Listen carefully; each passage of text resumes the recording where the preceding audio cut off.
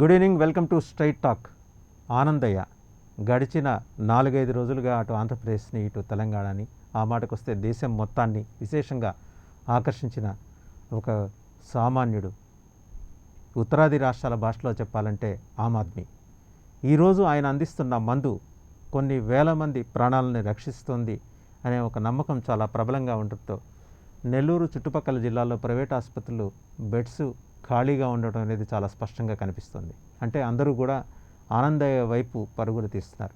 దురదృష్టం ఏంటంటే ఆనందయ్య తయారు చేస్తున్న ఆయుర్వేద వైద్యాన్ని నమ్మటానికి అటు ఐసీఎంఆర్ ముందస్తుగా సిద్ధంగా లేకపోయింది. ఇటు రాష్ట్ర ప్రభుత్వం కూడా కొంతసేపు కొన్ని రోజులు ఊగిసలాడి చివరికి తన ఎమ్మెల్యేలని అక్కడికి పంపించి అధ్యయనం చేసింది. కాకాని గోవర్ధన్ రెడ్డి కావచ్చు, చెవిరెడ్డి భాస్కర్ రెడ్డి కావచ్చు, వారు స్వయంగా వెళ్ళి ఆనందయ్య తయారు చేస్తున్న మందు ఏ రకంగా తయారు చేస్తున్నారు విధానాన్ని పరీక్షించారు, మాట్లాడారు. అలాగే దాన్ని తక్షణం అందరికీ అందుబాటులో తెచ్చేందుకు కావాల్సిన చర్యల మీద రాష్ట్ర ప్రభుత్వం కూడా కసరత్తు ప్రారంభిస్తుంది. హెల్త్ సెక్రటరీ అనిల్ సింఘల్ కూడా దీని మీద మాట్లాడుతూ దాని మీద అధ్యయనం మొదలైందన్నారు. మరోపక్క ICMR, Indian council of medical research కూడా ముందుగా దీన్ని నాటు మందు అనే భావన ప్రజల్లోకి వెళ్ళేలా ఐసీఎంఆర్ చేసిన వ్యాఖ్యలు ఉన్నప్పటికీ ఈరోజు తాజాగా central council for research in ayurvedic sciences CCRAS ఈ సంస్థ ఐసీఎంఆర్ని నివేదిక కోరింది. మొత్తం 4 దశల్లో అధ్యయనం జరుగుతుంది. 4 దశల తర్వాత central council for research in ayurvedic sciences ఖచ్చితంగా స్థూలంగా దీని మీద ఒక అభిప్రాయానికి రానుంది. ఈ అంశాలన్నీ పక్కన పెడితే చైనా విసిరిన జీవాయుధానికి ఒక తెలుగోడు సమాధానం చెప్పాడు ఈరోజు. ఇది తెలుగు వాళ్ళుగా మనమందరం గర్వించదగిన విషయం.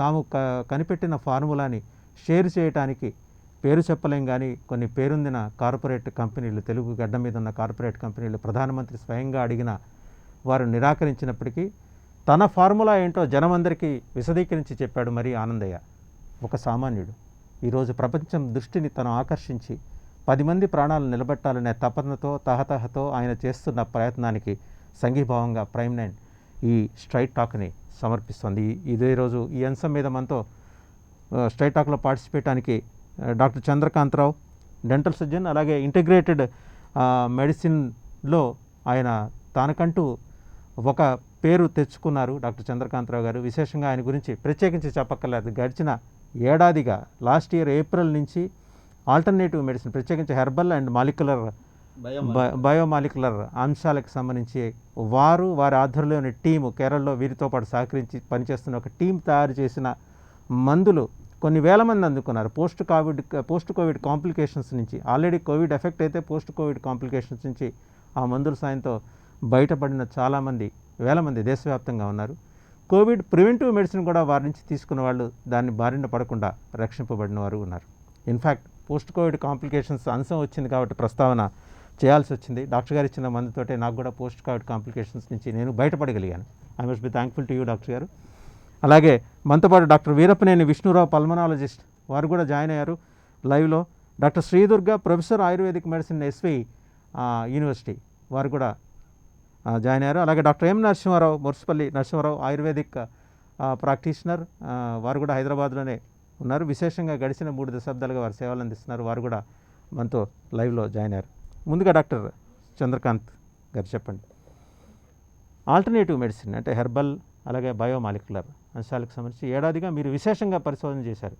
అంటే ఒక తపన, ఒక తహతహ ఈ కోవిడ్ బారిన పడకుండా ఎలా ఉండాలి, ఒకవేళ పడితే పోస్ట్ కోవిడ్ కాంప్లికేషన్స్, ప్రత్యేకించి మెమరీ లాస్తో చాలామంది బాధపడుతున్నారు పోస్ట్ కోవిడ్ కాంప్లికేషన్స్లో, వీటిని బారిన పడకుండా మీరు చేస్తున్న ప్రయత్నం, మీరు మీ టీమ్ ఆఫ్ డాక్టర్స్ కేరళలో మీతో పాటు ప్యారలల్గా ఒక టీం పనిచేస్తుంది, వీరు చేస్తున్న కృషి, అలాగే ఈరోజు ఆనందయ్య ఎందుకు ఇటువంటి గొప్ప ప్రయత్నాలకి ఇలా హంసపాదు పడుతుంది? మనం దీంట్లో లాస్ట్ ఇయర్ మనకి ఎప్పుడైతే కోవిడ్ గురించి భారతదేశంలో మార్చిలో తెలిసిన వెంటనే ఎవరికి కూడా దీని మీద అవగాహన లేదు.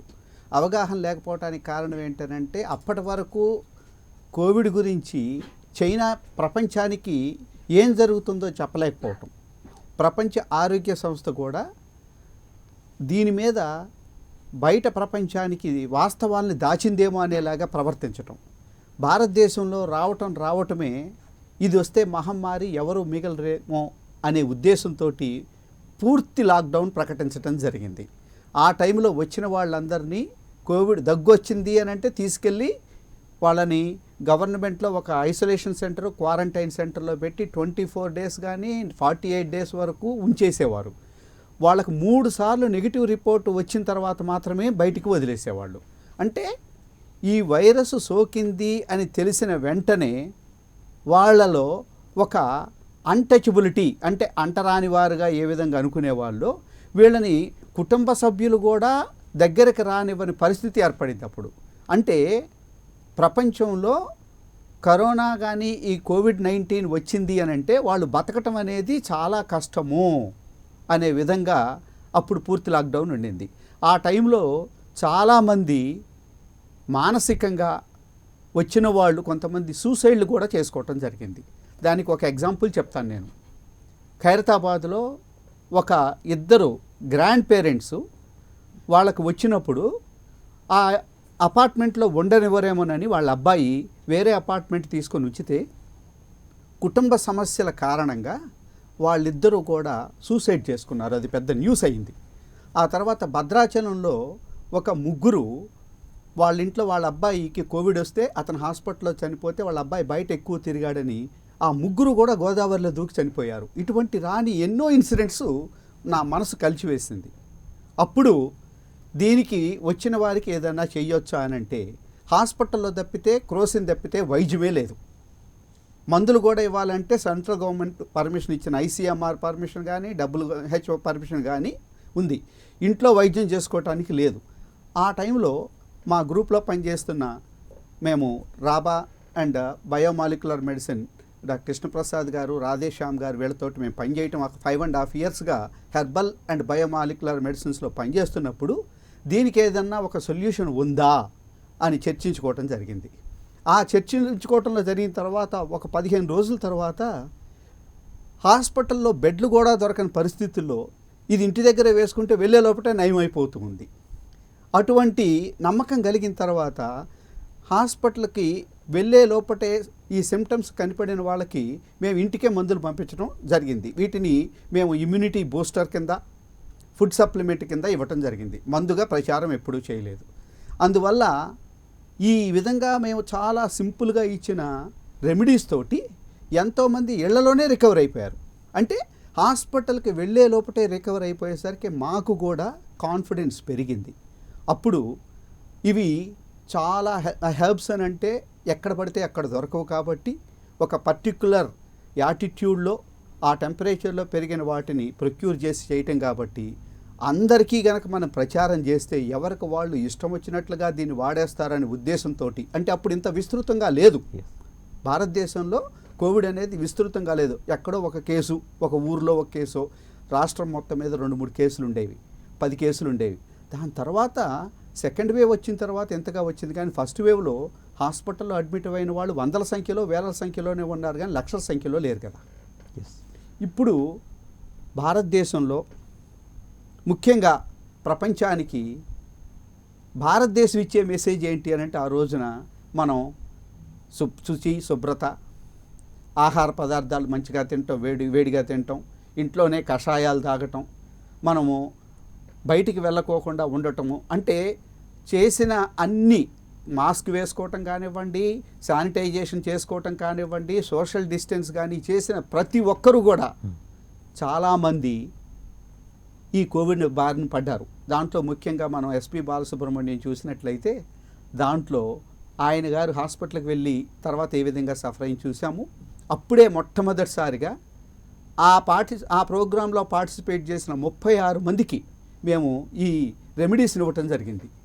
దాంట్లో ఒక్కరు కూడా డిసీజ్ అడ్వాన్స్ కాలేదు. 16 మంది 17 మందికి డిసీజ్ కన్ఫర్మ్ అయినా కూడా ఎవరు హాస్పిటల్లో జాయిన్ అవ్వాల్సిన అవసరం రాకుండింది. అది మా యొక్క కాన్ఫిడెన్స్ని ఇంకా బిల్డప్ చేసింది. డాక్టర్ గారు, అంటే మీరు ఒక కైండ్ ఆఫ్ ఎఫర్ట్ మీరు తీసుకొచ్చారు ఒక సైంటిఫిక్ అప్రోచ్లో. మీరు మీ టీమ్ ఆఫ్ డాక్టర్స్, కేరళలో ఉన్న డాక్టర్ రాధేశ్యామ్ కావచ్చు, అలాగే మీ టీం, సరే మీకంటే ఒక వ్యవస్థని మీగ్గా మీరు బిల్డ్ చేసుకున్నారు, బికాస్ మీరు ఒక కరికులం నుంచి వచ్చారు. బట్ ఆనందయ్య ఒక సామాన్యుడు, పాప ఆయనకేదో తపనుంది, జనాలు ఎవరు ఇలా వాళ్ళ ప్రాణాలు ఉత్తినే పోగొట్టుకోకూడదు, ఏ కల్మషం లేకుండా ఆయన ముందుకొచ్చి ఈ ప్రయత్నం చేస్తున్నప్పుడు ఆయన మీద ఈ మెడికల్ మాఫియా నిందలేయటాన్ని ఎలా చూస్తున్నారు? ఎందుకంటే ప్రత్యక్షంగా మనం చూస్తాం, నేనేంటి ప్రపంచం చూస్తుంది.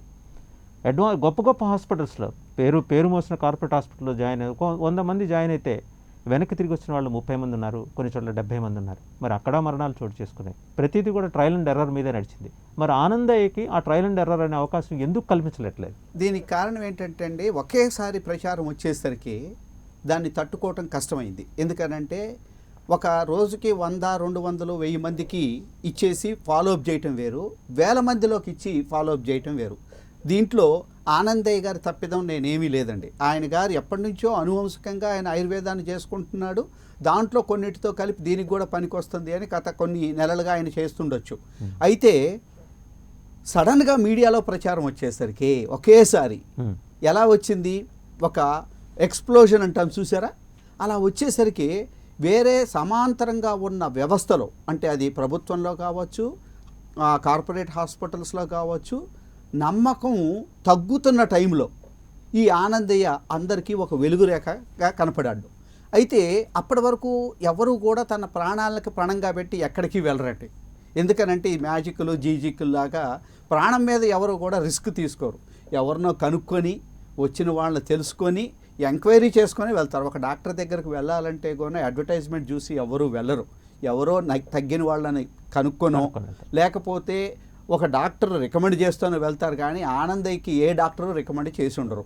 అయితే ఆయన అనువంశికంగా ఆయన వాడే ఈ మూలికల నుంచి, ఈ చెట్లు పసరల నుంచి ఏదైతే చేస్తున్నాడో వాటి వల్ల మిగతా జబ్బుల్లో వాడినప్పుడు ఏ సైడ్ ఎఫెక్ట్స్ లేవు అని ఆయన నమ్మి ఆ కాంబినేషన్ని దీనికి వాడేసరికి ఆయనకు ఒక మంచి రిజల్ట్ వచ్చింది అక్కడ. ఆ రిజల్ట్ తోటి ఎంతోమందికి తగ్గుంటుంది. తగ్గుండటం వల్ల అక్కడ మీడియా ప్రచారం దీంట్లో అన్నిటికంటే కూడా ఒకేసారి ఎంత డబ్బు పెట్టినా కూడా ఇంత ప్రచారం రాదు. ఆ మీడియా ఇచ్చిన ప్రచారంతో బయట ప్రాణాలు దక్కుతాయో లేదో అనే ఒక అపనమ్మకం ఏర్పడుతున్న సమయంలో ప్రజలందరూ కూడా ఈయన దగ్గరికి వెళ్ళి ఉంటారు. Right. So doctor Veerappaneni Vishnu Rao గారు మనతో జాయిన్ అయి ఉన్నారు, పల్మనాలజిస్ట్. డాక్టర్ విష్ణురావు గారు నమస్తే. డాక్టర్ విష్ణురావు గారు వినిపిస్తుంది కదండి? డాక్టర్ విష్ణురావు గారు డాక్టర్ విష్ణురావు గారు, అంటే గడిచిన కొన్ని రోజులుగా మనం ఆంధ్రప్రదేశ్ నెల్లూరు జిల్లాలో జరుగుతున్న ఈ మొత్తం వ్యవహారం చూస్తున్నాం. అంటే ఆయన పెద్దగా ఖర్చు లేకుండా, మహా అయితే ఒక 100 రూపాయల లోపల ఏమన్నా ఖర్చు ఉంటుందేమో, ఖర్చు లేకుండా మ్యాక్సిమం ఫ్రీగా ఇవ్వడానికి ఆయన ప్రయత్నం చేస్తున్నాడు. అంటే ఆనందయ్య అని ఆయన ఆల్టర్నేటివ్ మెడిసిన్ అని, అలోపతి దానికి ఆయుర్వేదాన్ని అంగీకరించదు కాబట్టి ఆల్టర్నేటివ్ మెడిసిన్ అనే మాట వాడుతున్నారు. కానీ అనువంశికంగా ఆయన వాడి కుటుంబం ఆయుర్వేద వైద్యం చేసుకుంటూ వస్తుంది. ఆ ప్రయత్నాన్ని మెడికల్ మాఫియా నిరోధించటాన్ని ఏ రకంగా చూస్తున్నారంటే, ఇప్పుడు దీనికి ఏదో గుర్తింపు రావడం కోసం ఐసీఎంఆర్ బ్రాండ్ చేయాలి, లేకపోతే తర్వాత central council for research in ayurvedic sciences దాని మీద అధ్యయనం చేయాలి. ఇంత కాలయాపన అవసరం అంటారా? ప్రతిదీ అంటే ఇప్పటివరకు లాస్ట్ 1 yearగా జరుగుతున్నది చూస్తే ట్రయల్ అండ్ ఎర్రర్ మీద ఇస్తున్న మెడికేషన్, రెమిడిసివిర్ కావచ్చు, మరో క్లెక్సిన్ కావచ్చు, whatever injections or medication they are giving to covid patients in government hospitals or corporate hospitals. How do you look at this sir? అందరికీ, ప్యానల్లో ఉన్నటువంటి అందరికీ నమస్కారం అండి. ఫస్ట్ ఆఫ్ ఆల్ దీన్ని ఆయుర్వేద వర్సెస్ అలోపతి అను లేకపోతే ఇంకోదాను చెప్పటం అనేది అంత మంచిది కాదు, ఆరోగ్యకరం కూడా కాదు. ఈ దేశం 5000 సంవత్సరాల నుంచి ఆయుర్వేద సైన్స్, ఆయుర్వేద అంటేనే ద సైన్స్ ఆఫ్ లైఫ్, వేద అంటే science, it is a science of life. కాబట్టి ఆయుర్వేదం అంటే అలోపతిలో ఉన్నటువంటి డాక్టర్లకి అత్యంత గౌరవం, అందులో అనుమానం లేదు. ఒకే ఒక ఎగ్జాంపుల్ ఏంటంటే ఆయుర్వేదం గొప్పదా కాదని చెప్పడానికి ఏదో అవసరం లేదండి. మనం పొద్దున్నే 2 టాబ్లెట్లు, మధ్యాహ్నం ఒక 3 టాబ్లెట్లు, నైట్ ఒక టానిక్, ఒక ఇంజెక్షన్ చేసి బతకం కదా. మనం తినేదంతా ఆయుర్వేదమే. అది పండ్లు కానివ్వండి, ఫ్రూట్స్ కానివ్వండి, డ్రై ఫ్రూట్స్ కానివ్వండి, మన ఇండియన్ స్పైసెస్ కానివ్వండి, అది వాట్ ఎవర్ పల్సెస్ ఏదైనా కానివ్వండి, ఇవన్నీ ఆయుర్వేదిక్ సంబంధించినటువంటి ప్రోడక్ట్సే, ఆయుర్వేదమే. ఆయుర్వేదం అంటే జీవనం, అది ఒక జీవన విధానం. అయితే దీన్ని ఋషులు కానివ్వండి, మన దేశంలో ఉన్న మన సంస్కృతి సాంప్రదాయాల ప్రకారం అబ్జర్వ్ చేసి, ఎక్స్పీరియన్స్ చేసి, వందలాది వేలాది సంవత్సరాలు ఒక మొక్కని పరిశీలించి దాన్ని వాడుతూ ట్రయల్ అండ్ ఎర్రర్, ఈరోజు ట్రయల్ అండ్ ఎర్రర్ అంటే ఏంటండి, మొత్తం 6 నెలల్లో ఒక క్లినికల్ ట్రయల్ చేసి పడేస్తున్నాం. అలా కాదు, 600 సంవత్సరాలు, 1000 సంవత్సరాలు ఒక మొక్కను అబ్జర్వ్ చేసి ఆ మొక్క వల్ల ఫలితాలు ఏంటి ఈ కూరగాయలన్నీ అలాగే వచ్చి ఉంటాయి కదా. మనం తినేటటువంటి ప్రతిదీ ఈ రోజు తింటున్నామంటే సడన్ గా మనం ఏదో కాదు, అది తరతరాలుగా ఇగో ఈ టమాటా తింటే ఏం కాదనో, ఈ వంకాయ తింటే ఏం కాదనో, లేకపోతే ఇది తింటే ఏం కాదనో అది వస్తా ఉంది. అందులో కొన్ని హెర్బల్ మెడిసిన్స్ మొత్తం ప్రతిదీ కూడా, అంటే కవితకి ఏది కాదు అనర్హం అన్నట్టుగా భూమి మీద పుట్టినటువంటి ఏ చెట్టు, ఏ ప్రాణి, దేని గొప్పతనం దానికి ఉంటూనే ఉంటుంది. అది ఏంటో మనకు తెలియకపోతే దాని పిచ్చిదని ఎట్లా అంటాం మనం. కాబట్టి నేను అనేది ఏంటంటే ఆయుర్వేదిక్ వర్సెస్ అలోపతి అనో, లేకపోతే ఐ డోంట్ థింక్, అంటే ఒక ఆనందయ్యని పోయి ఒక డాక్టర్ నువ్వు ఎందుకు చేస్తున్నావు ఇది అనటం కానీ అలాంటివి ఉంటాయని నేనైతే అనుకోను. తర్వాత ఏంటంటే ఆయుర్వేదం ఏదైతే ఉన్నదో, ఆయుర్వేదం అంటే హెల్త్ అండ్ వెల్నెస్ అండి. హెల్త్ అండ్ వెల్నెస్ అది చెప్పేది ఏంటంటే the advice on the diet. అసలు ఏం తినాలి, ఎప్పుడు తినాలి, ఎంత తినాలి, ఎందుకు తినాలి, ఏది తింటే మంచిది, ఎంత తింటే మంచిది అని చెప్పేది ఆయుర్వేదం. ప్రపంచం మొత్తం ఈ రోజు కూడా స్టిల్ ఇట్ ఈస్ ఎవాల్వింగ్. ఇంకా అసలు ఏ ఫుడ్ మంచిది అని అడిగితే ఇప్పుడు క్వశ్చన్ మార్కే. ప్రపంచం మానవాళి ముందరనే క్వశ్చన్ మార్క్, ఏ ఫుడ్ తినాలనేది ఇప్పటికి కూడా. కానీ ఏ ఫుడ్ మంచిదో చెప్పింది మన ఆయుర్వేదం 1000 సంవత్సరాల కింద చెప్పింది. అందులో అనుమానం ఏముంది మనకి. తర్వాత అడ్వైజ్ ఆన్ ఎక్సర్సైజ్. ఏ ఎక్సర్సైజ్ చేయాలి, యోగా చేయాలా, ఏ ప్రాణాయామం చేయాలా, ఏది సూర్య నమస్కారాలు చేయాలా, వీటికంటే గొప్ప ఏముంటాయండి, ఇటుకంటే గొప్ప ఎక్సర్సైజ్లు ఏముంటాయి ఇంకా. సో ఇదంతా కూడా ప్రివెంటివ్ మెడిసిన్. తర్వాత అడ్వైజ్ ఆన్ స్లీప్. ఎప్పుడు పోవాలా, early to bed early to rise అని చెప్పారు. 12 గంటలకు 1 గంటకు నిద్రపోయి 11ంటికి లేవమని చెప్పి ఆయుర్వేదం ఎప్పుడు చెప్పదు. సో ఇది ఆరోగ్య సూత్రమే కదా చెప్పింది. తర్వాత ఇంకోటి అంటే హైజీన్ గురించి. ఇవన్నీ ఆయుర్వేదంలో చెప్పనటువంటిది ఏమీ లేదు. ఆయుర్వేదానికి సంబంధించి ఇక్కడ ఉన్నటువంటి డాక్టర్లకు ఇంకా బాగా తెలుసు. 57 గ్రంథాల్లో ఏది మంచిది ఏది అనేది, వాళ్ళు ద్రవ్యాలు అంటారు వాటిని. సో మేము మెడిసిన్స్ అంటాం, ఏదో ఒకటి అంటాం, అది ద్రవ్యాలు. తర్వాత కొన్ని థెరపీస్ ఉంటాయి, పంచకర్మలని, అవన్నీ ఉంటాయి. ఇవి అన్ని కూడా వెల్ ఎస్టాబ్లిష్డ్, 1000 సంవత్సరాల నుంచి అబ్జర్వ్ చేయబడ్డటువంటి విషయాలు. ఆనందయ్య గారు మెడిసిన్ తోని ఈ యొక్క దాంతో మనకు తెలిసింది ఏంటి అంటే, ఒకటి, మన భారతదేశంలో భారతీయ ఆత్మ అనేది మాత్రం ఆయుర్వేదానికి మొగ్గు చూపుద్ది. ఇప్పటికి కాదు, ఎప్పటికీ కూడా ప్రతి పేషెంట్ మేము గమనిస్తాం. అంటే ఎందుకు ఈ భారతీయ ఆత్మ అయినటువంటి ఈ ఆయుర్వేదాన్ని మనం ముందుకు తీసుకోలేకపోతున్నాం అని చెప్పి నాకు చాలా బాధ అవుతుంది ఒక్కోసారి. ఎందుకు ముందుకు తీసుకోలేకపోయింది అంటే, ఇండియాలో ఒక కామన్ పేషెంట్ 4 రోడ్ల కూడలిలో ఉన్నాడు. ఈ 4 రోడ్లలో ఒక రోడ్డుని బాగా హైలైట్ చేశారు గ్లామరస్ గా, అదే అలోపతి. ఇంకా మిగతా రోడ్లను వదిలేశారు. సరే ఇదే రోడ్డు బాగుంది కదా అని చెప్పి అదే రోడ్డుకు అందరు వెళ్తున్నారు. అయితే ఈ రోడ్డును, ఆయుర్వేద అనేటటువంటి రోడ్డు ఎప్పటి నుంచో ఉన్నటువంటి రోడ్డు, దాన్ని ఎందుకు మనం ఇంప్రూవ్ చేయట్లేదు, దాని మీద ఎందుకు దృష్టి పెట్టట్లేదు? ఇప్పుడు ఆనందం ఏంటంటే, కనీసం సంతోషం ఏంటంటే 30 రీసెర్చ్ ఇన్స్టిట్యూట్స్ ఉన్నాయి. ఇందాక అన్నారు మీరు, central council for research in ayurvedic sciences and సిద్ధ అని మీరు చెప్పారు. దీని కింద 30 రీసెర్చ్ సెంటర్లు ఉన్నాయండి. విజయవాడ కూడా ఒకటి ఉంది. అవునండి. అంటే ఈ 30 రీసెర్చ్ సెంటర్లు అండి, ఒకటి గుండెకు సంబంధించి, ఊపిరితిత్తులకు సంబంధించి, చర్మానికి సంబంధించి, కిడ్నీలకు సంబంధించి, తర్వాత దంతాలకు సంబంధించి, వీటన్నిటి మీద, అంటే ప్రతి ఆర్గాన్కు సంబంధించినటువంటి రీసెర్చ్ సెంటర్లు ఉండటం వల్ల ఏంటంటే ఒక్కొక్క దాంట్లో ఒక్కొక్క డెవలప్మెంట్ అవుతుంది. లంగ్కు సంబంధించి పటియాలాలో, పంజాబ్లో పటియాలాలో ఉంది ఈ సెంటర్. సో ఈ సెంటర్కి వీళ్ళు ఏంటంటే, ఇందులో ఉన్నది ఏంటంటే అండి, ఆ గ్రంథాల్లో కొన్ని ద్రవ్యాలు వాళ్ళు ప్రస్తావించారు. ఆ ద్రవ్యాల్లో ఉన్న వాటిని ఎవరైనా వాడుకోవచ్చు అనేది ఒక ఇది ఉంది. దానికి పలానా ఆయన్నే వాడాలి అనేది లేదు కానీ, బట్ దీనికి సంబంధించింది కూడా ఆయుర్వేదిక్ ఫార్ములేటరీ అనేది ఉంది. అక్కడ ఉన్నటువంటి వక్తలకు అది బాగా తెలుసు. అయితే ఇవన్నీ ఏంటంటే మనం ఇంకా డెవలప్ చేయాల్సిన అవసరం ఉంది. అలోపతిని ప్రైమరీ హెల్త్ సెంటర్ నుంచి టీచింగ్ హాస్పిటల్స్ వరకు ఏ విధంగా డెవలప్ చేశామో, నా దృష్టిలో ఆయుర్వేదాన్ని అంతకంటే బలంగా ప్రతి పిహెచ్సికి ఈక్వల్ గా ఆయుష్ అనేది ఉండాలి. ప్రతి తాలూకాకు, ప్రతి డిస్ట్రిక్ట్ ఇవి ఉండాల. ఆయుర్వేదం ఒక జీవన విధానం అండి.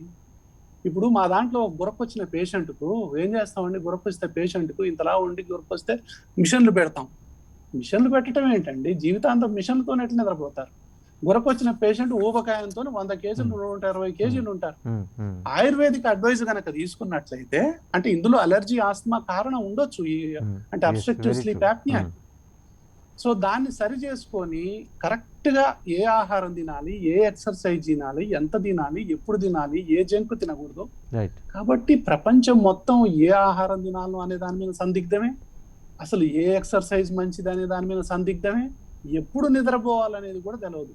కాకపోతే మనం రాకెట్లో కనుక్కున్నాం, మొత్తం కనుక్కున్నాం, కానీ అసలు మన ఆరోగ్యానికి ప్రాథమికమైనటువంటి సూత్రాలు ప్రపంచవ్యాప్తంగా ఆయుర్వేదంలో ఉన్నట్టు ఎక్కడ లేవని ఒక అలోపతి డాక్టర్ గా నాకు నా మొదటి నుంచి కూడా నాకు గుడ్ అబ్జర్వేషన్ డాక్టర్ విష్ణురావు గారు. మళ్ళీ మీ దగ్గరకు వస్తాను. దీన్ని ఇంకా హైలైట్ చేయాల్సినటువంటి అవసరం ఖచ్చితంగా ఉంది. ఆనందయ్య గారు ఈ విషయంలో గొప్ప పని ఏం చేశారంటే, ఆయుర్వేదం కూడా ఆయన ఏదో రహస్యంగా చేయలే కదా. అవునండి, రహస్యంగా చేసేది ఏది కూడా సైన్స్ కాదు, జనరల్ గా ఓపెన్ గా పెట్టాడు. ఓపెన్ గా పెట్టినప్పుడు అది చాలా గొప్ప విషయం అనిపించింది నాకు. సో దీన్ని ఆయుర్వేదానికి ఒక జీవంగా, ఒక సపోర్ట్ గా తీసుకొని ఆయుర్వేదిక్ ఫిజిషియన్స్ మొత్తం కూడా ఒక సంఘాలుగా ఏర్పడి రీసెర్చ్ చేస్తూ అందులో ఉన్నటువంటి దాదాపు కొన్ని వేల రకాలైనటువంటి మందులు ఆయుర్వేద గ్రంథాల్లో మూలుగుతున్నాయండి. ప్రజలకు చాలా ఉపయోగపడేటటువంటి మందులు అవి. కాబట్టి ఆల్టర్నేటివ్ గా వీటి ఆల్టర్నేటివ్ మెడిసిన్ అని చెప్పి అన్నాం. నా దృష్టిలో ఆల్టర్నేటివ్ మెడిసిన్ అలోపతి. అసలు ప్రైమరీ మెడిసిన్ ఇది కావాలి అసలు, అంటే దీని మీద రీసెర్చ్ బలంగా జరిగితే. ఇలాంటి ఎన్నో ఉన్నాయి. రైట్ డాక్టర్ గారు, మళ్ళీ మీ దగ్గరకు వస్తాను. ఒకసారి డాక్టర్ శ్రీ దుర్గా గారు, professor ayurvedic medicine SV university వారి దగ్గరికి వెళ్దాం. డాక్టర్ గారు నమస్తే. డాక్టర్ శ్రీ దుర్గా గారు నమస్తే.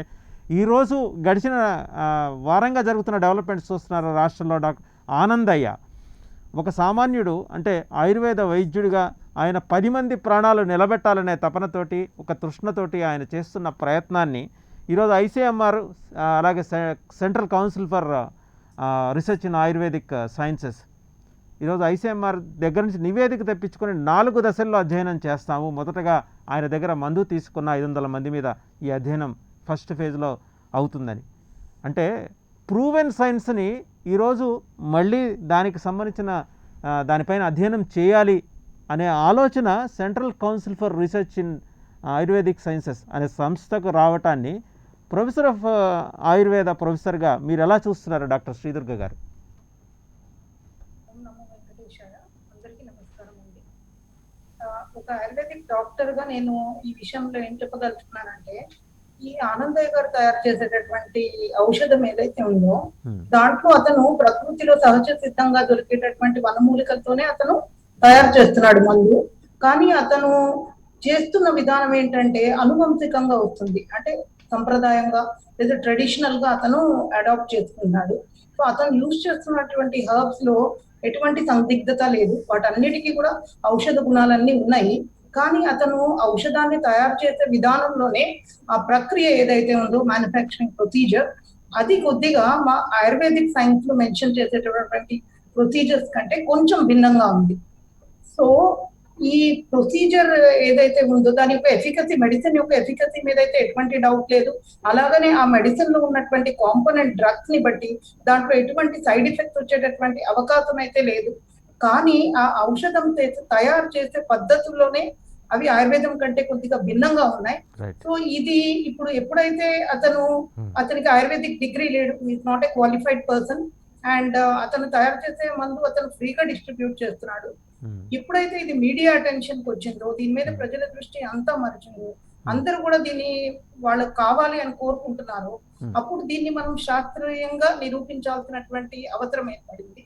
పర్టికులర్ గా దీన్ని మ్యానుఫ్యాక్చరింగ్ ప్రొసీజర్స్ ఏవైతే ఉన్నాయో అవి ఆయుర్వేదిక్ లో మెన్షన్ చేసినటువంటి ప్రొసీజర్స్ లో కనుక మనం అడాప్ట్ చేసుకొని ఈ మందుని తయారు చేస్తే అది ఇంకా శాస్త్రబద్ధంగా ఉంటుంది అనేది నా అభిప్రాయం.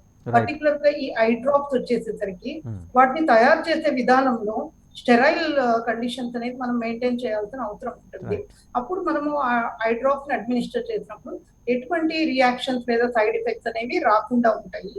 సో ఇటువంటి స్టడీ అయితే చేయవలసిన అవసరం అయితే ఎప్పుడైతే మనం దీన్ని శాస్త్రీయంగా నిరూపించదలుచుకున్నామో అప్పుడైతే అవసరం ఉంది. ఒకవేళ ఆయన కొంతమందికే మీరు మొదట్లో చెప్పినట్లు రోజుకు ఒక 500 మందో 1000 మందో అంతవరకు అతను కనుక డిస్ట్రిబ్యూట్ చేస్తూ ఉంటే ఈ స్టడీస్ అన్ని అవసరం లేదండి.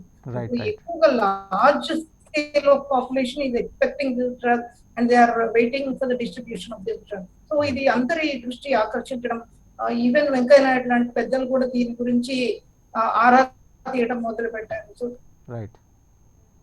రైట్. డాక్టర్ నరసింహరావు గారు గడిచిన 3 డికేడ్స్గా నమస్కారం, గడిచిన 3 దశాబ్దాలుగా మీరు కూడా అంటే అనువంశికంగా అంటే ఆయుర్వేదిక్ ప్రాక్టీషనర్స్గా ఉన్నారు కుటుంబంలో. మీ తండ్రి గారు కూడా గొప్ప పేరు పొందిన ఆయుర్వేద వైద్యులు.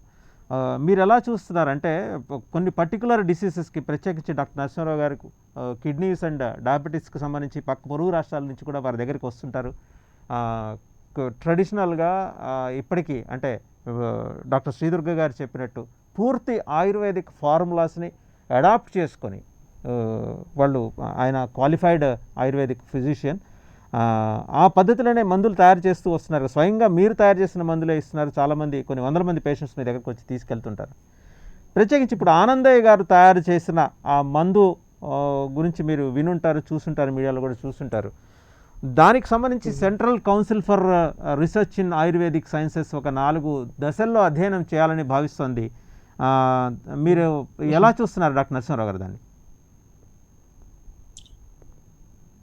ఇప్పుడు నా ఉద్దేశం ప్రకారం ఏమిటంటే అండి, అది ఆయన ఆయన ఇచ్చే విధానం అదంతా ఒక పక్కన పెట్టేసి ఇప్పుడు ఇంతమంది జనాలకి ఇస్తున్నారు కాబట్టి కొంచెము ఈ రీసెర్చ్ చేసి దాని రిజల్ట్ చూసి కొంచెం ఆయన చేసే మందు చేసే విధానం కొంచెం మార్చుకొని జనాలకి ఇస్తే మంచిదేమో అనిపిస్తోంది.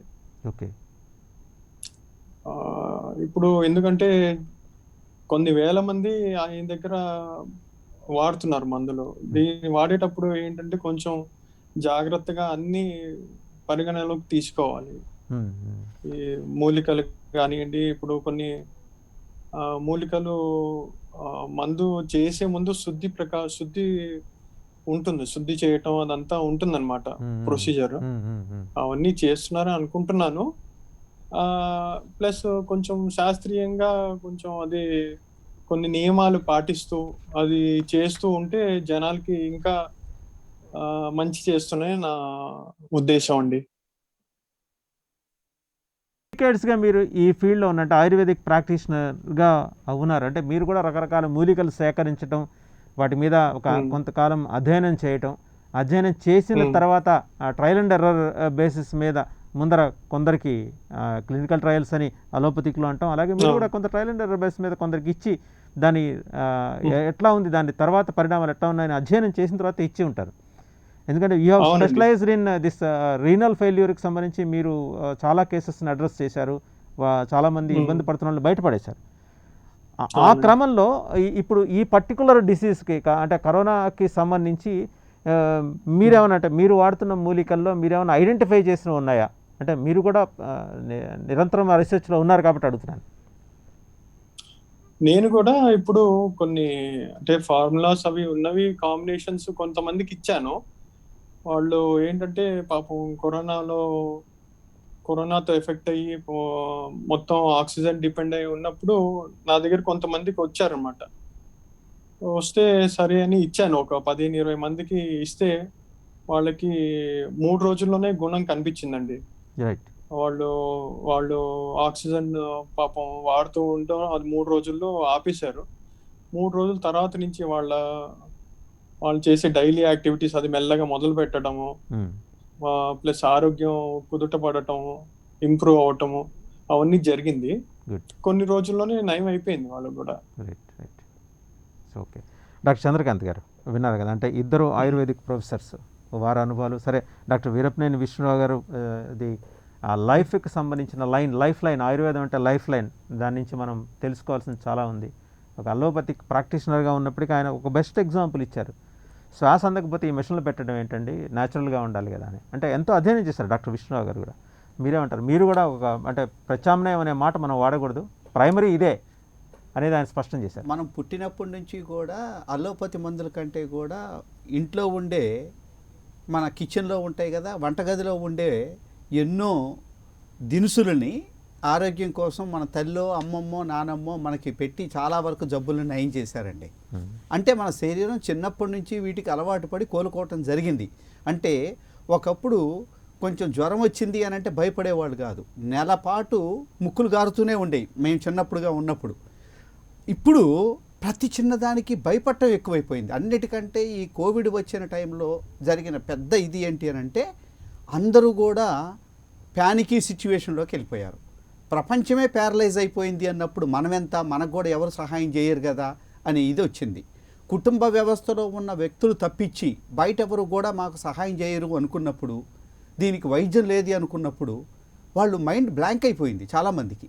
రెండవది ఏంటి, ఈ వైరస్ కూడా ఏం చేసింది, చాలామందికి హిప్పో క్యాంపస్ మీద, ఎమెగ్డాలా మీద, మనకి లింబిక్ సిస్టమ్ మీద పనిచేయటంతో చాలామందికి మైండ్ అంటే ఫాగ్ అంటాం మనం, బ్రెయిన్ ఫాగ్. అంటే మనం ఏమీ ఆలోచించలేని పరిస్థితి వచ్చింది. రెండవది, ఈ వైరస్ ఎప్పుడైతే న్యాచురల్గా వచ్చుంటే దాన్ని మన శరీరం ఏ విధంగా ట్యాకిల్ చేయాలో తెలిసేది. కానీ ఇది జీవాయుధంగా వచ్చింది, ఒకే ప్లేస్ నుంచి వచ్చింది అన్నప్పుడు అది ప్రపంచానికి స్ప్రెడ్ అవ్వడంతో మన శరీరం దీన్ని ట్యాకిల్ చేయడానికి రెడీగా లేదు. ఇప్పుడు మేము ఈ హెర్బల్ అండ్ బయోమాలిక్యులర్ మెడిసిన్స్ ఏవైతే తయారు చేస్తున్నామో ఆ ప్లాంట్స్ యాక్చువల్గా ఈ వైరస్కి ఇన్హాబిటెంట్గా ఉంటుంది. అంటే ఫైటోలెక్సిన్స్ని తయారు చేసుకొని తనను తాను కొన్ని వందల వేల సంవత్సరాలుగా కాపాడుకున్న ప్లాంట్స్ నుంచి వీటిని తయారు చేయటం తయారైంది. అంటే ఎసెన్షియల్ ఆయిల్ కావచ్చు, ఫైటోలెక్సిన్స్ కావచ్చు. ఇవి మరి నేచర్లో ఉన్న ప్లాంట్స్ని డిస్ట్రాయ్ చేయలేని వైరస్ మానవుల మీదే, పక్షుల మీద చేయటం లేదు, పశువుల మీద చేయటం లేదు, మరి మన ఒక్కళ్ళ మీద ఎందుకు వచ్చిందండి? అంటే దాన్ని అంటే ఏంటి, ఇది ఏదో ఒక పర్పస్డ్ వైరస్.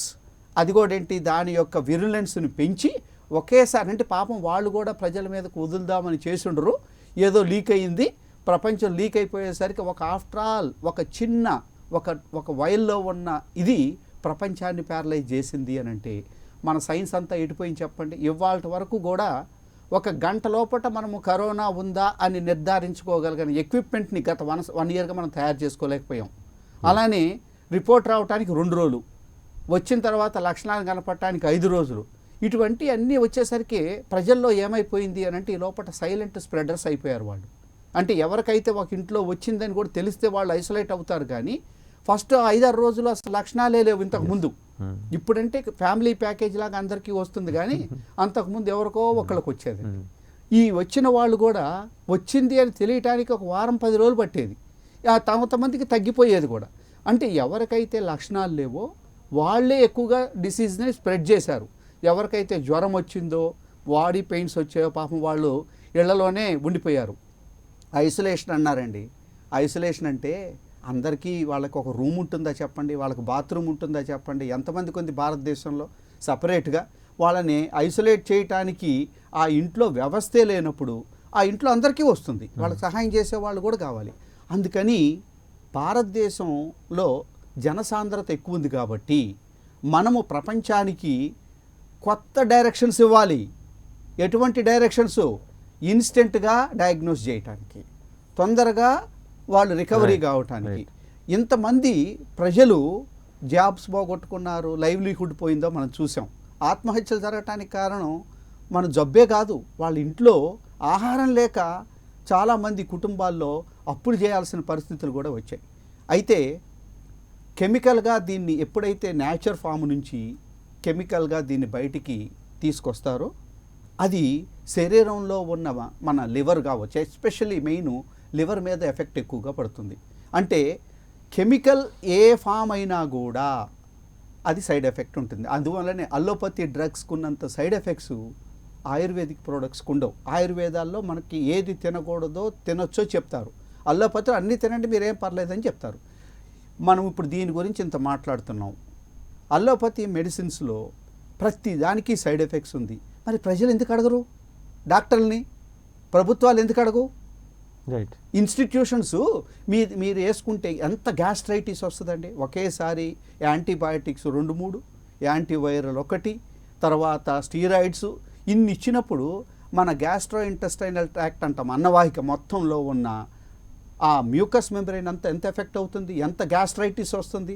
లోపట మనకి సహజ సిద్ధంగా ఉన్న ఉపయోగపడే బ్యాక్టీరియా అంటే సూక్ష్మక్రిములు ఎన్నో ఉన్నాయి, వైరస్లు ఉన్నాయి, మైక్రోబయోమ్ అంటారు వాటిని.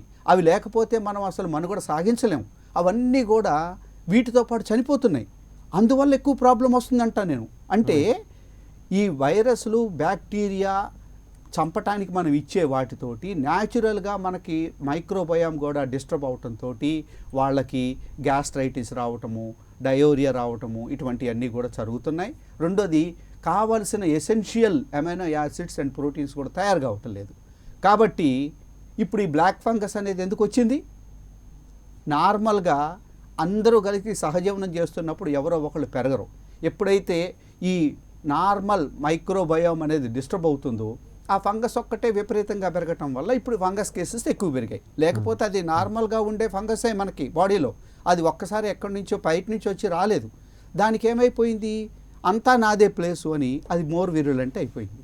కాబట్టి మనము ఇది ఆయుర్వేద అనేదానికంటే భారతీయ మన జీవన విధానంలో చిన్నప్పటి నుంచి కూడా తినే ఆహారం, పీల్చుకునే గాలి, ప్రకృతితో మమేకమై జీవించటం అని మనకి ఏది అరుగుతుంది, ఏది మన శరీరానికి ఉపయోగం అనేది అన్నీ కూడా ఎన్నో సంవత్సరాలుగా వచ్చిన అనుభవంతో వచ్చినాయి. దీన్ని ఒక మందుగా కంటే ఒక పద్ధతిగా మనం గుర్తించినప్పుడు సీజన్ మారినంటేనే మనం ఇంట్లో ఏం తినాలో ఏం తినకూడదో చెప్పేవారండి. ఇప్పుడు అవన్నీ ఉన్నాయా? ఫ్రిడ్జ్లో పెట్టుకుంటున్నాం ఎన్నో రోజులు, ప్రిజర్వేటివ్స్ అన్నీ కూడా కలుపుకొని తింటున్నాం. మరి ఆ ఇంపాక్ట్ అంతా కూడా ఉంటుంది కదా. కాబట్టి మేము ఎస్పెషల్లీ గత 1 ఇయర్గా 45,000 మందికి దాదాపుగా ప్రివెన్షన్ కోసం ఇవ్వటం జరిగింది.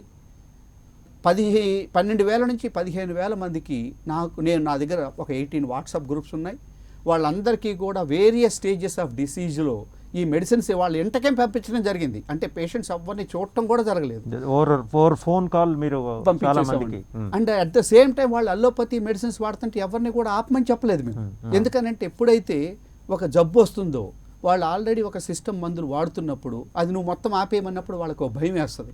అందువల్ల వీటిని ప్యారలల్గా వాడుతూ వాటిని తగ్గించుకుంటూ ఏది మంచి చేస్తుందో దాన్ని కంటిన్యూ చేయమని చెప్పినప్పుడు రికవరీ రేట్ బాగా ఉండింది. ఒక్కడికి ఇప్పటి వరకు రికవరీ రేట్ అంటే ఓవరాల్గా మీరు ఇప్పుడు 45 + 12 అంటే అరౌండ్ 60,000 పేషెంట్స్ని వేరియస్ స్టేజెస్లో కరోనా ఎఫెక్ట్ అయిన వాళ్ళని మీరు అడ్రస్ చేశారు. అంటే వాళ్ళు మందులు పంపించడం, గైడ్ చేయటం, రికవరీ రేట్ని ఎంతవరకు ఉందని దానికి ప్రాక్టికల్ ఎగ్జాంపుల్ ఏంటి అని అంటే ఏ స్టేజ్లో మనం ఇచ్చామనే దాన్ని బట్టి ఉంటుంది. రైట్. రాకుండా ఇచ్చిన వాళ్ళకి వ్యాక్సిన్ లాగా, బయో వ్యాక్సిన్ లాగా పనిచేస్తుంది. మాకు కూడా తెలియదు ఇంత ఇదిగా పనిచేస్తుంది అని. ఆ ఇంట్లో ఉన్న వాళ్ళకి ప్రైమరీ కాంటాక్ట్స్ అంటాం కదా, వాళ్ళందరికీ ఇచ్చినప్పుడు అసలు డిసీజ్ సెట్టిన్ కాలేదు. వచ్చిన వాళ్ళకి ఇచ్చినప్పుడు డిసీజ్ ప్రోగ్రెస్ కాలేదు. ప్రోగ్రెస్ అయిన డిసీజు తొందరగా రివర్స్ అయింది. అండ్ బాగా వచ్చేసిన తర్వాత అంటే వేరియస్ స్టేజెస్లో మా దగ్గరకు వచ్చారు కదా, లేట్ స్టేజెస్లో అయిపోయిన తర్వాత అన్ని మందులు వాడిన తర్వాత పోస్ట్ కోవిడ్, లాంగ్ కోవిడ్ ప్రాబ్లమ్స్తో వచ్చిన వాళ్ళకి ఇచ్చినప్పుడు వాళ్ళు 2-3 నెలలు పట్టుద్దండి మీకు రికవరీ, మీకు ఈ నీరసం తగ్గదు, మీకు ఆకలి పెరగటానికి టైం పడుతుంది మనకి ఇచ్చినప్పుడు 1 వారం రోజుల్లోనే నార్మల్ అవటం చూసాం. దాంట్లో మీరే ప్రాక్టికల్ ఎగ్జాంపుల్. అలానే మీ ఇంట్లో కూడా మీ ఫ్యామిలీ మెంబర్స్ అందరికీ కూడా రాకుండా కూడా మీరు తీసుకున్నారు. వాళ్ళందరికీ కూడా ఇవాళ వరకు కూడా రాలేదు. తర్వాత ఈ వ్యాక్సిన్ సైడ్ ఎఫెక్ట్స్ని కూడా కౌంటర్ చేస్తుంది. కాబట్టి భారతదేశం నుంచి ప్రపంచానికి వ్యాక్సిన్స్ ఎక్స్పోర్ట్ చేయాలి, ప్రపంచానికి రెమ్డెసివిర్ ఇవ్వాలి, ప్రపంచానికి ఇంకేదో చేయాలి అనుకునేదానికంటే కూడా మన దగ్గర ఉన్న ఈజీ సొల్యూషన్స్ని సైంటిఫిక్గా మనం కనుక ఇచ్చేసినట్లయితే ప్రపంచానికి మనం ఇవ్వచ్చు. అయితే ఏంటంటే డాక్టర్ గారు అంటే why don't you advocate the cause of promoting doctor Anand theory of, ఇప్పుడు ఆనంద్ అంటే దీనికి ఒక సిస్టమ్ ఏర్పాటు చేయాలని గవర్నమెంట్కి మీరు ఆనందయ్య గారు ఇప్పుడు వచ్చారండి. గత 1 ఇయర్గా మేము తట్టని తలుపు లేదు. ఇప్పుడు ఏదైతే మీరు అంటున్నారో ఆయుష్ దగ్గరికి వెళ్ళాం, స్టేట్ గవర్నమెంట్ దగ్గరికి వెళ్ళాం, సెంట్రల్ గవర్నమెంట్ దగ్గరికి వెళ్ళాం. ఎవరి దగ్గరికి వెళ్ళినా వాళ్ళు ఏమనేవారంటే ముందు క్లినికల్ ట్రయల్స్ చేశారా అనేవాళ్ళు. ఏం క్లినికల్, ఇది ఆల్రెడీ మిగతా జబ్బుల్లో వాడుతున్న వాటిని ఇది సేఫ్, మీరు ఇంగ్రీడియంట్స్ అన్నీ ఇచ్చాం. అట్లానే so you disclose the formula. Yes, అన్నీ కూడా డిస్క్లోజ్ చేయటం జరిగింది. ఒకటే ఏంటంటే ఈ న్యాచురల్గా వచ్చిన వాటిని ఆ న్యాచురల్గా ఉంచినప్పుడు ఉండే ఎఫెక్టు, దాని యొక్క పని ఎంత బాగా చేస్తుందో వాటిని కెమికల్ ఫార్ములాగా తీసుకొచ్చినప్పుడు డిఫరెంట్ అవుతుంది. అందుకని మేము చెప్పింది ఏంటంటే కోట్ల మందికి ఇవ్వటం జరగదు, లక్షల మందికి ఇవ్వచ్చు. దాంట్లో కూడా ఫస్ట్ ఎవరికి ఇద్దాము, హాస్పిటల్స్లో అంటే మనం ఎవరైతే వారియర్స్ ఉన్నారో వాళ్ళకి ఇద్దామని చెప్పాం. కానీ గవర్నమెంట్ ఒప్పుకోలేదు. WHO మాకు పర్మిషన్ ఇవ్వలేదు, ICMR పర్మిషన్ ఇవ్వలేదు. స్టేట్ గవర్నమెంట్ దగ్గరికి వెళ్తేనేమో మాకు సెంట్రల్ గవర్నమెంట్ నుంచి ఫండ్స్ రావు సార్, మీకు ఇది అలౌ చేస్తే అని చెప్పారు.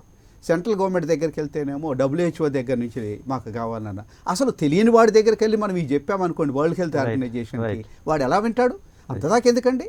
చైనాలో 27 వాళ్ళు ట్రైనీస్ చేసిన మెడిసిన్స్ని వాడొచ్చు అని అన్ని హాస్పిటల్స్లో పెట్టారు అక్కడ. అందువల్ల వాళ్ళల్లో మొత్తం తొందరగా కంటైన్ చేయగలిగారు. ఇప్పుడు చైనాలో ఎక్కడన్నా మన కేసెస్ కనపడుతున్నాయా? చైనీస్ బయటికి కూడా వెళ్తుంటారు కదా, కనపడుతున్నాయా? భారతదేశంలో కనపడటానికి కారణం ఏంటనంటే మనము ఒకే సిస్టమ్ని, మీరు అన్నట్టు విష్ణురావు గారు అన్నట్టు ఒక రోడ్డులో వెళ్తూ అదే మనకి రాచమార్గం అనుకున్నాం. దానికి ఇంటిగ్రేట్ చేసుకున్నాం అనుకోండి, మనము సహజ సిద్ధంగా మనకి ఆల్రెడీ మన శరీరానికి అలవాటైన ఈ ఆహారాన్ని ఎలా తీసుకోవాలి. ఎంతమంది అండి భారతదేశంలో ఉన్న అన్ని వంటగదుల్లో ఉన్న ఈ స్పైసెస్ అన్నీ కూడా ఖతమైపోయినాయి. ఏంటి, అన్ని కషాయాలు తాగారు, అవసరానికంటే ఎక్కువగానే తాగారు ఒకప్పుడు. ఇప్పుడు చూసుకున్నట్లయితే ఎన్ని పీల్చారండి. ఆ పీల్చడంతో చాలామందికి మ్యూకస్ మెంబ్రెయిన్, గొంతులో దగ్గు రావటం కూడా మొదలైంది. అందువల్ల దాన్ని మళ్ళీ కోవిడ్ అనుకున్నారు. భారతదేశంలో ప్రపంచానికి ఇప్పుడు ఆనందయ్య గారు కావచ్చు, లేకపోతే మన దుర్గ గారు కావచ్చు, నరసింహారావు గారు కావచ్చు, ఇన్ని ఇన్స్టిట్యూషన్స్ ఉన్నాయి. ఒక ప్రభుత్వాన్ని కన్విన్స్ చేయాలి అని అంటే ఇండివిజువల్గా చేయలేరండి. అదే ప్రభుత్వం ఓన్ చేసుకోవటానికి కూడా రాష్ట్ర ప్రభుత్వాలు సెంట్రల్ గవర్నమెంట్కి చెప్పలేవు. ఎందుకనంటే మీకు కోవిడ్ అనేది ఒక సెంట్రల్ యాక్ట్, మీరు ఇట్లనే చేయాలి అని చెప్పారు. ఎంతోమంది డాక్టర్స్ స్టెరాయిడ్స్ ఎప్పటి నుంచో వాడుతున్నారు. మనకు స్టెరాయిడ్స్ వాడుకోవడానికి పర్మిషన్ ఎప్పుడు ఇచ్చారు? ఎమర్జెన్సీస్లో. ఎంతోమంది రెమ్డెసివిర్ వాడేవాళ్ళు మిగతా జబ్బుల్లో, కానీ పర్మిషన్ ఎప్పుడు వచ్చింది చెప్పండి? కోవిడ్ అని అంటే ఒక బ్రహ్మ పదార్థం, దానికి సెంట్రల్ గవర్నమెంటో లేకపోతే వరల్డ్ హెల్త్ ఆర్గనైజేషన్ చెబితేనే మీరు వైద్యం చేయాలి. మీరు అది తప్పించి ఏది చేసినా కూడా మనుషులు ప్రాణాలు పోయినా పర్వాలేదు, కానీ మీరు మాత్రం ఇంతకు మించి చేయటానికి లేదు అనేసరికి ఈ సమస్య వచ్చింది. అసలు భారతదేశం నుంచి ఒక ఇంటిగ్రేటెడ్ సిస్టమ్ని కనుక మనం తయారు చేసినట్టయితే ప్రపంచవ్యాప్తంగా మన వాళ్ళు ఎంతోమంది డాక్టర్స్ని మనం తయారు చేసి వాళ్ళ దేశానికి పంపించుండేవాళ్ళం. మనం మందులు ఎక్స్పోర్ట్ కాదు, ట్రైన్డ్ డాక్టర్స్. ఇది వాడే పద్ధతి, తయారు చేసే పద్ధతి, ఇచ్చే పద్ధతి, ఫాలో అప్ చేసే పద్ధతులు, ఇవాళ వరకు మనం ఏం సిస్టమ్ తయారు చేసుకున్నామండి? ప్రపంచానికి భారతదేశంలో ఇన్ని కేసులు వస్తే దీనికి ఒక ప్రోటోకాల్ తయారు చేయలేకపోయాం. మీరు చెప్తున్న సిస్టమ్ని 2 దేశాలు, వెనజులా అండ్ ఇజ్రాయెల్, 2 మందులు పంపటం కాదు, ట్రైన్డ్ డాక్టర్స్ని భారతదేశంలో ఉన్న ఇంతమంది డాక్టర్స్ని, ఇంతకుముందు అల్లోపతి డాక్టర్స్ చాలామంది బయటికి వెళ్ళారు. మన దగ్గరికి ఎంతోమంది ఆయుర్వేద కానీ, సిద్ధ కానీ, హోమియోపతి కానీ, న్యాచురోపతిలో ట్రైన్ అయిన డాక్టర్స్ ఉన్నారు. వీళ్ళందరినీ కూడా కొంచెం మనం ఒక సిస్టమేటిక్గా లాస్ట్ 1 ఇయర్లో తయారు చేసుకొని ఉంటే, అంటే ఈ కోవిడ్ ఈ రోజుతో ఆగిపోదు, ఇంకా కొన్ని సంవత్సరాలు దీని యొక్క లక్షణాలు అనేవి లాంగ్ కోవిడ్ రూపంలో ఏదో ఒక విధంగా బాధిస్తూ ఉంటుంది. మనం వీ షుడ్ నో ఏదో ఒక రోజు ఈ కోవిడ్-19 అని అంటే కరోనాతోటి సహజీవనం చేయాల్సిందే, కానీ అది పూర్తిగా ఎలిమినేట్ కాదు. ఇది లేకపోతే వ్యాక్సిన్ రూపంలో అయినా తీసుకోవాలి మనం. కాబట్టి మనము అటువంటి వ్యవస్థను తయారు చేసుకున్నట్లయితే భారతదేశం నుంచి ఎంతో స్కిల్డ్ మ్యాన్ పవర్ని ప్రపంచానికి ఒక బహుమతిగా అందించే అవకాశాన్ని కోల్పోయాం. రైట్. డాక్టర్ విష్ణురావు గారు, అంటే సరే మొత్తం విశదీకరించారు. మీరు చెప్పిన లైన్స్ డాక్టర్ చంద్రకాంత్ ఎలాబొరేట్ చేస్తూ, ఒకే రోడ్డు మీద మనం ట్రావెల్ చేస్తున్నాం, ఇంకా 3 రోడ్లు ఉన్నాయి లేదా 4 రోడ్లు ఉన్నాయి, బైపాస్ ఉంది, ఔటర్ రింగ్ ఉంది, వీటన్నిటి మీద కూడా మనం ఎక్స్పెరిమెంట్ చేయాలి. We have to travel. ఈ సిస్టమ్ని అంటే దేశీయంగా ఇండిజీనియస్గా డెవలప్ అయిన సిస్టమ్, దాని ఎదుగుదల ఒక దగ్గర ఆగిపోయింది. దాన్ని తిరిగి దానంతట అది ఎదగటానికి కావాల్సిన ప్లాట్ఫామ్స్ క్రియేట్ చేయాలి, both state and central governments అని. అలాగే ఆయన ప్రయత్నం హెర్బల్ అండ్ బయోమాలిక్యూల్కి సంబంధించి వారు చేస్తున్న ప్రయత్నం, వారు ఎక్కని గడపలేదు. స్టేట్ గవర్నమెంట్ తలుపు తట్టారు, ఐసీఎంఆర్ తలుపు తట్టారు, ఇప్పుడు CCRAS తలుపు తట్టారు, WHO తలుపు తట్టారు. ఎక్కడా కూడా వారికి సమ్మతి లేకపోవటం అనేది కొంత నిరుత్సాహకరమైన విషయం. బట్ స్టిల్ వాళ్ళ జర్నీ ఆగలేదు, వాళ్ళు ప్రయత్నం చేస్తున్నారు. దాదాపు ఒక 50,000 మంది ఈ పేషెంట్స్ని వారు కాపాడగలిగారు, వాళ్ళని అడ్రస్ చేయగలిగారు. స్ప్రెడ్ కాకుండా కూడా కొన్ని వేల కుటుంబాలని కాపాడారు. అలాంటి ప్రయత్నమే ఈరోజు ఆనందయ్య చేస్తున్నారు. దానికి ఒక వ్యవస్థీకృత విధానాన్ని కనుక స్టేట్ గవర్నమెంట్ లేదా సెంట్రల్ గవర్నమెంట్ లేదా 2 ప్రభుత్వాలు కలిసి డెవలప్ చేసి ప్రొఫెసర్ శ్రీదుర్గ, డాక్టర్ నరసింహరావు ఇట్లాంటి నిపుణుల సలహాలు సూచనలు తీసుకొని ఆ టీంలో ఇంతమందిని మీ బోటి వాళ్ళని ఏంటంటే దేశీయ వైద్య విధానం పట్ల పరిపూర్ణమైన గౌరవం విశ్వాసం ఉన్న మీ బోటి వాళ్ళందరినీ ఇన్వాల్వ్ చేస్తే డాక్టర్ చంద్రకాంత్ అన్నట్టు కనీసం 2 ఏళ్లలో ఈ దేశం నుంచి పక్క దేశాలకి మనం డాక్టర్స్ని, మందుల్ని కాదు డాక్టర్స్ని పంపగలమని. అవునండి. ఇప్పుడు ఈ రీసెర్చ్ గురించి నేను ఒక 2-3 పాయింట్లు చెప్తాను.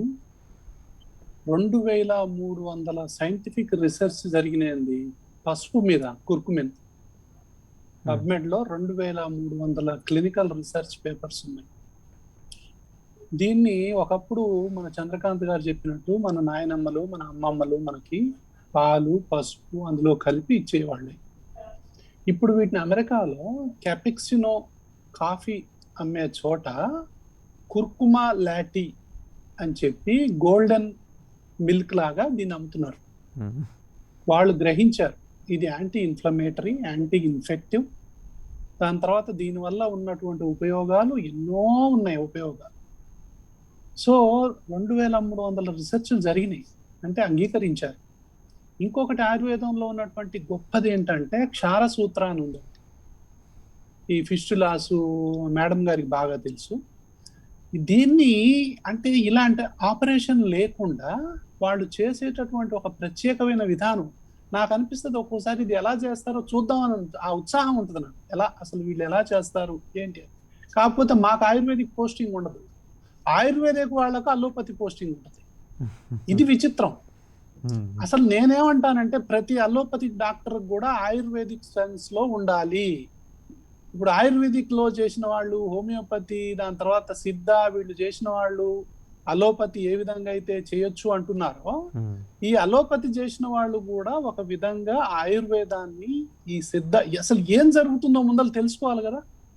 ఏం జరుగుతుందో తెలిసినప్పుడు నిష్ణాతులైనటువంటి డాక్టర్లు ఇందులో ఉన్నారు. ఇద్దరు కలిసి ఆయుష్ అంటే ఓన్లీ ఆయుర్వేదిక్ ఆల్టర్నేటివ్ ఏంటండి, అందులో అలోపతి కూడా కలపాలా, ఆయుష్ అని పెట్టాలా, AA అని పెట్టాలి. పెట్టేసి అన్నిటిని ఇంటిగ్రేటెడ్ గా చేసి ఈ దేశం యొక్క గౌరవ ప్రతిష్టలు. చంద్రకాంత్ గారు చెప్పింది నాకు ఒక విషయం చాలా మంచిగా అనిపించింది. ఏంటంటే ఈ దేశం భవిష్యత్తులో ఏదైనా ఒక విశ్వగురు స్థానంలో ఉండాలంటే ఆయుర్వేదం ఒకటే మార్గం అంటున్నాయి. దీన్ని మనం కంప్లీట్ గా ఎక్స్ప్లోర్ చేయాల. ఇన్ని వేల సంవత్సరాలు ఉన్నటువంటి మెడిసిన్ పక్కన పడేసాం మనం. జపాన్ లో చేస్తున్నారు research. 36% of Americans are using alternative medicine, Ayurvedic medicines use చేస్తారు. సో దీనికి ఒక గౌరవమైనటువంటి స్థానాన్ని మనం కల్పించాల్సినటువంటి అవసరం ఉంది. దీన్ని ఖచ్చితంగా ఎన్నో అంటే ఇలా ఇంకొకటి జలూకా అనేటటువంటి ఒక వైద్యం అంటే ఏంటి, లీచ్, జలగలు అంటారు కదా, జలగలతోని ఈ యొక్క వెరికోజ్ వెయిన్స్ నుంచి బ్లడ్ తాగించటము, లేకపోతే గ్రాఫ్ట్ అయినప్పుడు ఆ గ్రాఫ్ట్ ఈ సర్జరీలు చేసినప్పుడు ఆ పెరిఫరల్ గా ఉండేటటువంటి ఎడిమాను తగ్గించడం కోసం ఒక అడ్జువెంట్ థెరపీగా లీచ్ థెరపీని యుఎస్ FDA అప్రూవల్ చేసింది. యుఎస్ FDA అంటే మనకి ఎంత స్కోప్ ఉందండి ఈ దేశానికి. ఎన్నో రకాలైనటువంటి మందులు, ఆయుర్వేదిక్ మందులు, మనకున్నటువంటి ఒక రిచ్ హెరిటేజ్ అది. ఈ హెరిటేజ్ ని మనం ఉపయోగించుకోలేకపోతున్నాం.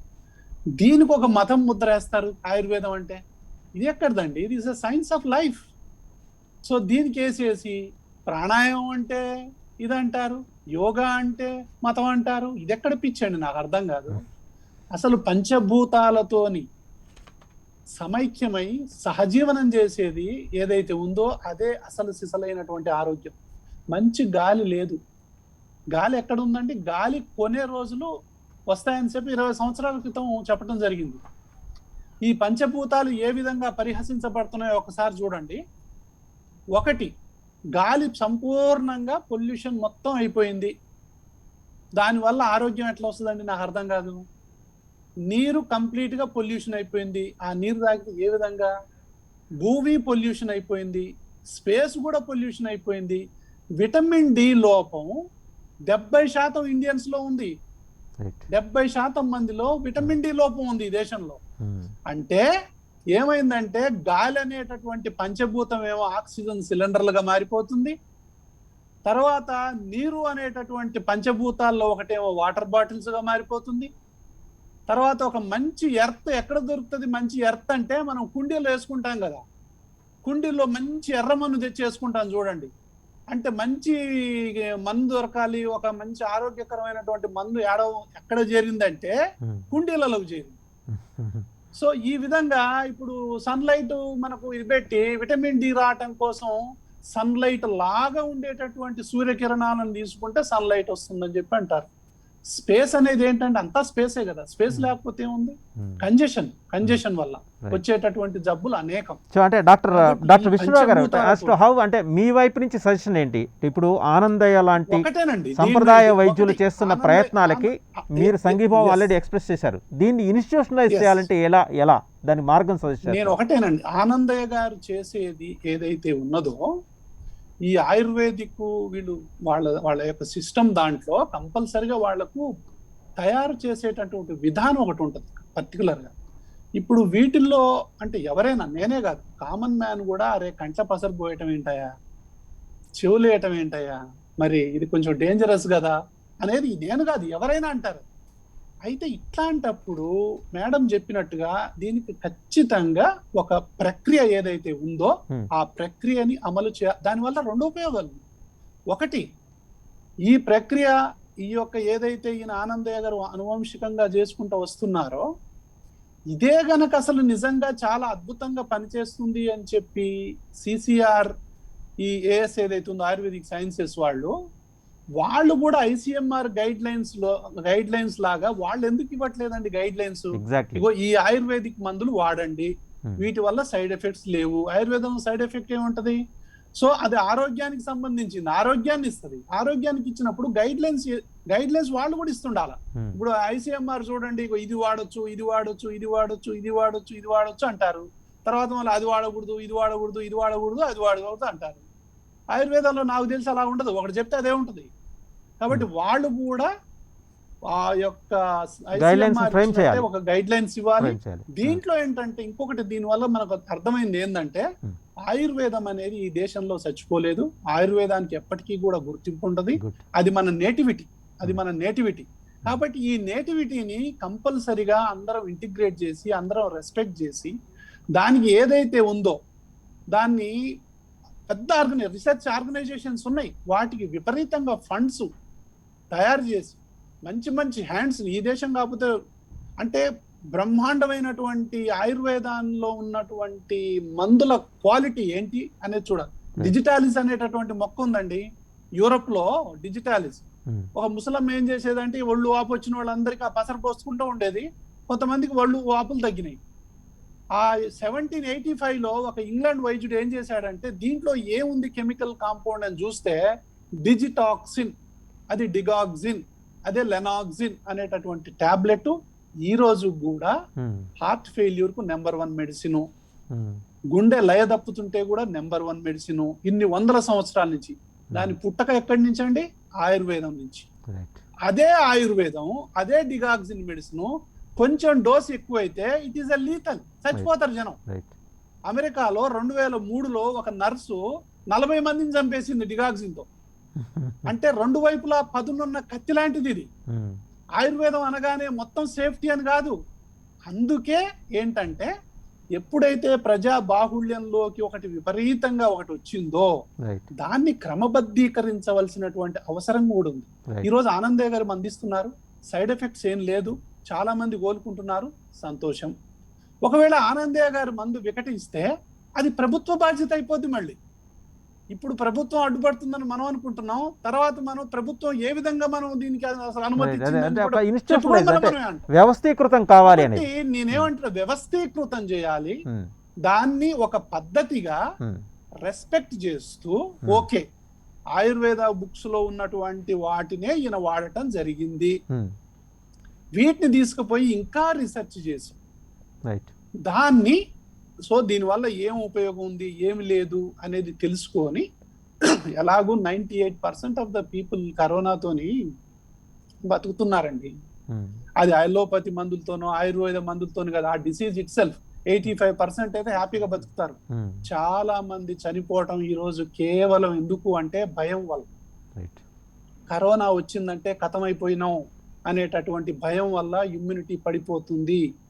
ఇలాంటి టైంలో ఒక వ్యక్తి వచ్చి ఇది వేసుకుంటే ఆక్సిజన్ లెవెల్ పెరుగుతుంది, సైడ్ ఎఫెక్ట్స్ ఏం లేవు అని చెప్పగానే ఒక ఏదో తట్టుకోలేని బాధ, తట్టుకోలేని భయం ఉన్నప్పుడు, తగ్గుతుందనే ఆశ కల్పించినప్పుడు మనుషులు ఆ మార్గం వైపు వెళ్తారు ఎవరైనా. దాన్ని ఎన్కాష్ చేసుకోకుండా ఇంకా మోర్ సైంటిఫిక్ గా దాన్ని గనక మనం తీసుకొచ్చి దానికి రెస్పెక్ట్ ఇస్తే ఈ దేశం ప్రపంచానికి ఏదైనా ఒక మంచి గిఫ్ట్ ఇవ్వాలి అనుకుంటే మాత్రం అది ఆయుర్వేదమే ఖచ్చితంగా. దానికి ఎందుకంటే ఇప్పుడు అలోపతి మందుల్లో ఎవరైనా ఆయుర్వేదం పనికిరాదన్నా, లేకపోతే అలోపతికి మించి అసలు ఈ ప్రపంచంలో ఇంకొక ఆల్టర్నేటివ్ లేదని ఎవరన్నా అన్నా ఇంతకంటే శుద్ధ అబద్ధం ఇంకోటి ఉండదు. Right right thank you. ఒకసారి డాక్టర్ నరసింహ గారి దగ్గరికి మంచిగా వాటిని వ్యవస్థీకృతం చేసి రెస్పెక్ట్ ఇస్తూ, కానీ ఈ విషయంలో ఖచ్చితంగా డాక్టర్లు అంటే ఒక అలోపతిక్ డాక్టర్ గా నేను చెప్పేది ఏంటంటే, ఏ డాక్టర్ కూడా, మీరు మెడికల్ మాఫియా అని ఉంటున్నారు, కార్పొరేట్ లాబింగ్ అంటున్నారు, ఆనందయ్య గారిని పిలిచి అడగండి, ఏ అలోపతి డాక్టర్ అయినా వచ్చి నువ్వు ఎందుకయ్యా మా నోరు కొడుతున్నావు, మా పొట్ట కొడుతున్నావు, మా ఇది చేస్తున్నావు అని ఎవరైనా అంటారా? నాకు తెలిసి ఏ అలోపతిక్ డాక్టర్ కూడా అన్నాడు, అందులో అనుమానమే లేదు. కాబట్టి మనం ఏం చేయాలి అంటే ఈ అలోపతి డాక్టర్లని ఏదో దీన్ని అనే బదులు అసలు ఆయుర్వేదాన్ని బలవంతం చేయటం ఎలా, రైట్, దాన్ని పరిపుష్టం ప్రొయాక్టివ్ అప్రోచ్ తోటి వెళ్ళాలి గవర్నమెంట్, గ్రాంట్స్ కేటాయించడం ఎలా. రైట్ రైట్ ఏమండి, ప్రభుత్వం యొక్క బాధ్యత ఏంటి? విద్య, ఆరోగ్యం అనేది ప్రభుత్వ బాధ్యతలు. అసలైతే అసలు ప్రైవేట్ కి ఎందుకు రావాలండి పేషెంట్లు? గవర్నమెంట్ కే పోవాలంటాను నేను. అసలు ప్రైవేట్ కి ఎందుకు రావాలి? రైట్ డాక్టర్ గారు, మళ్ళీ మీ దగ్గరకు వస్తాను. ఒకసారి డాక్టర్ నరసింహారావు దగ్గరికి వెళ్దాం.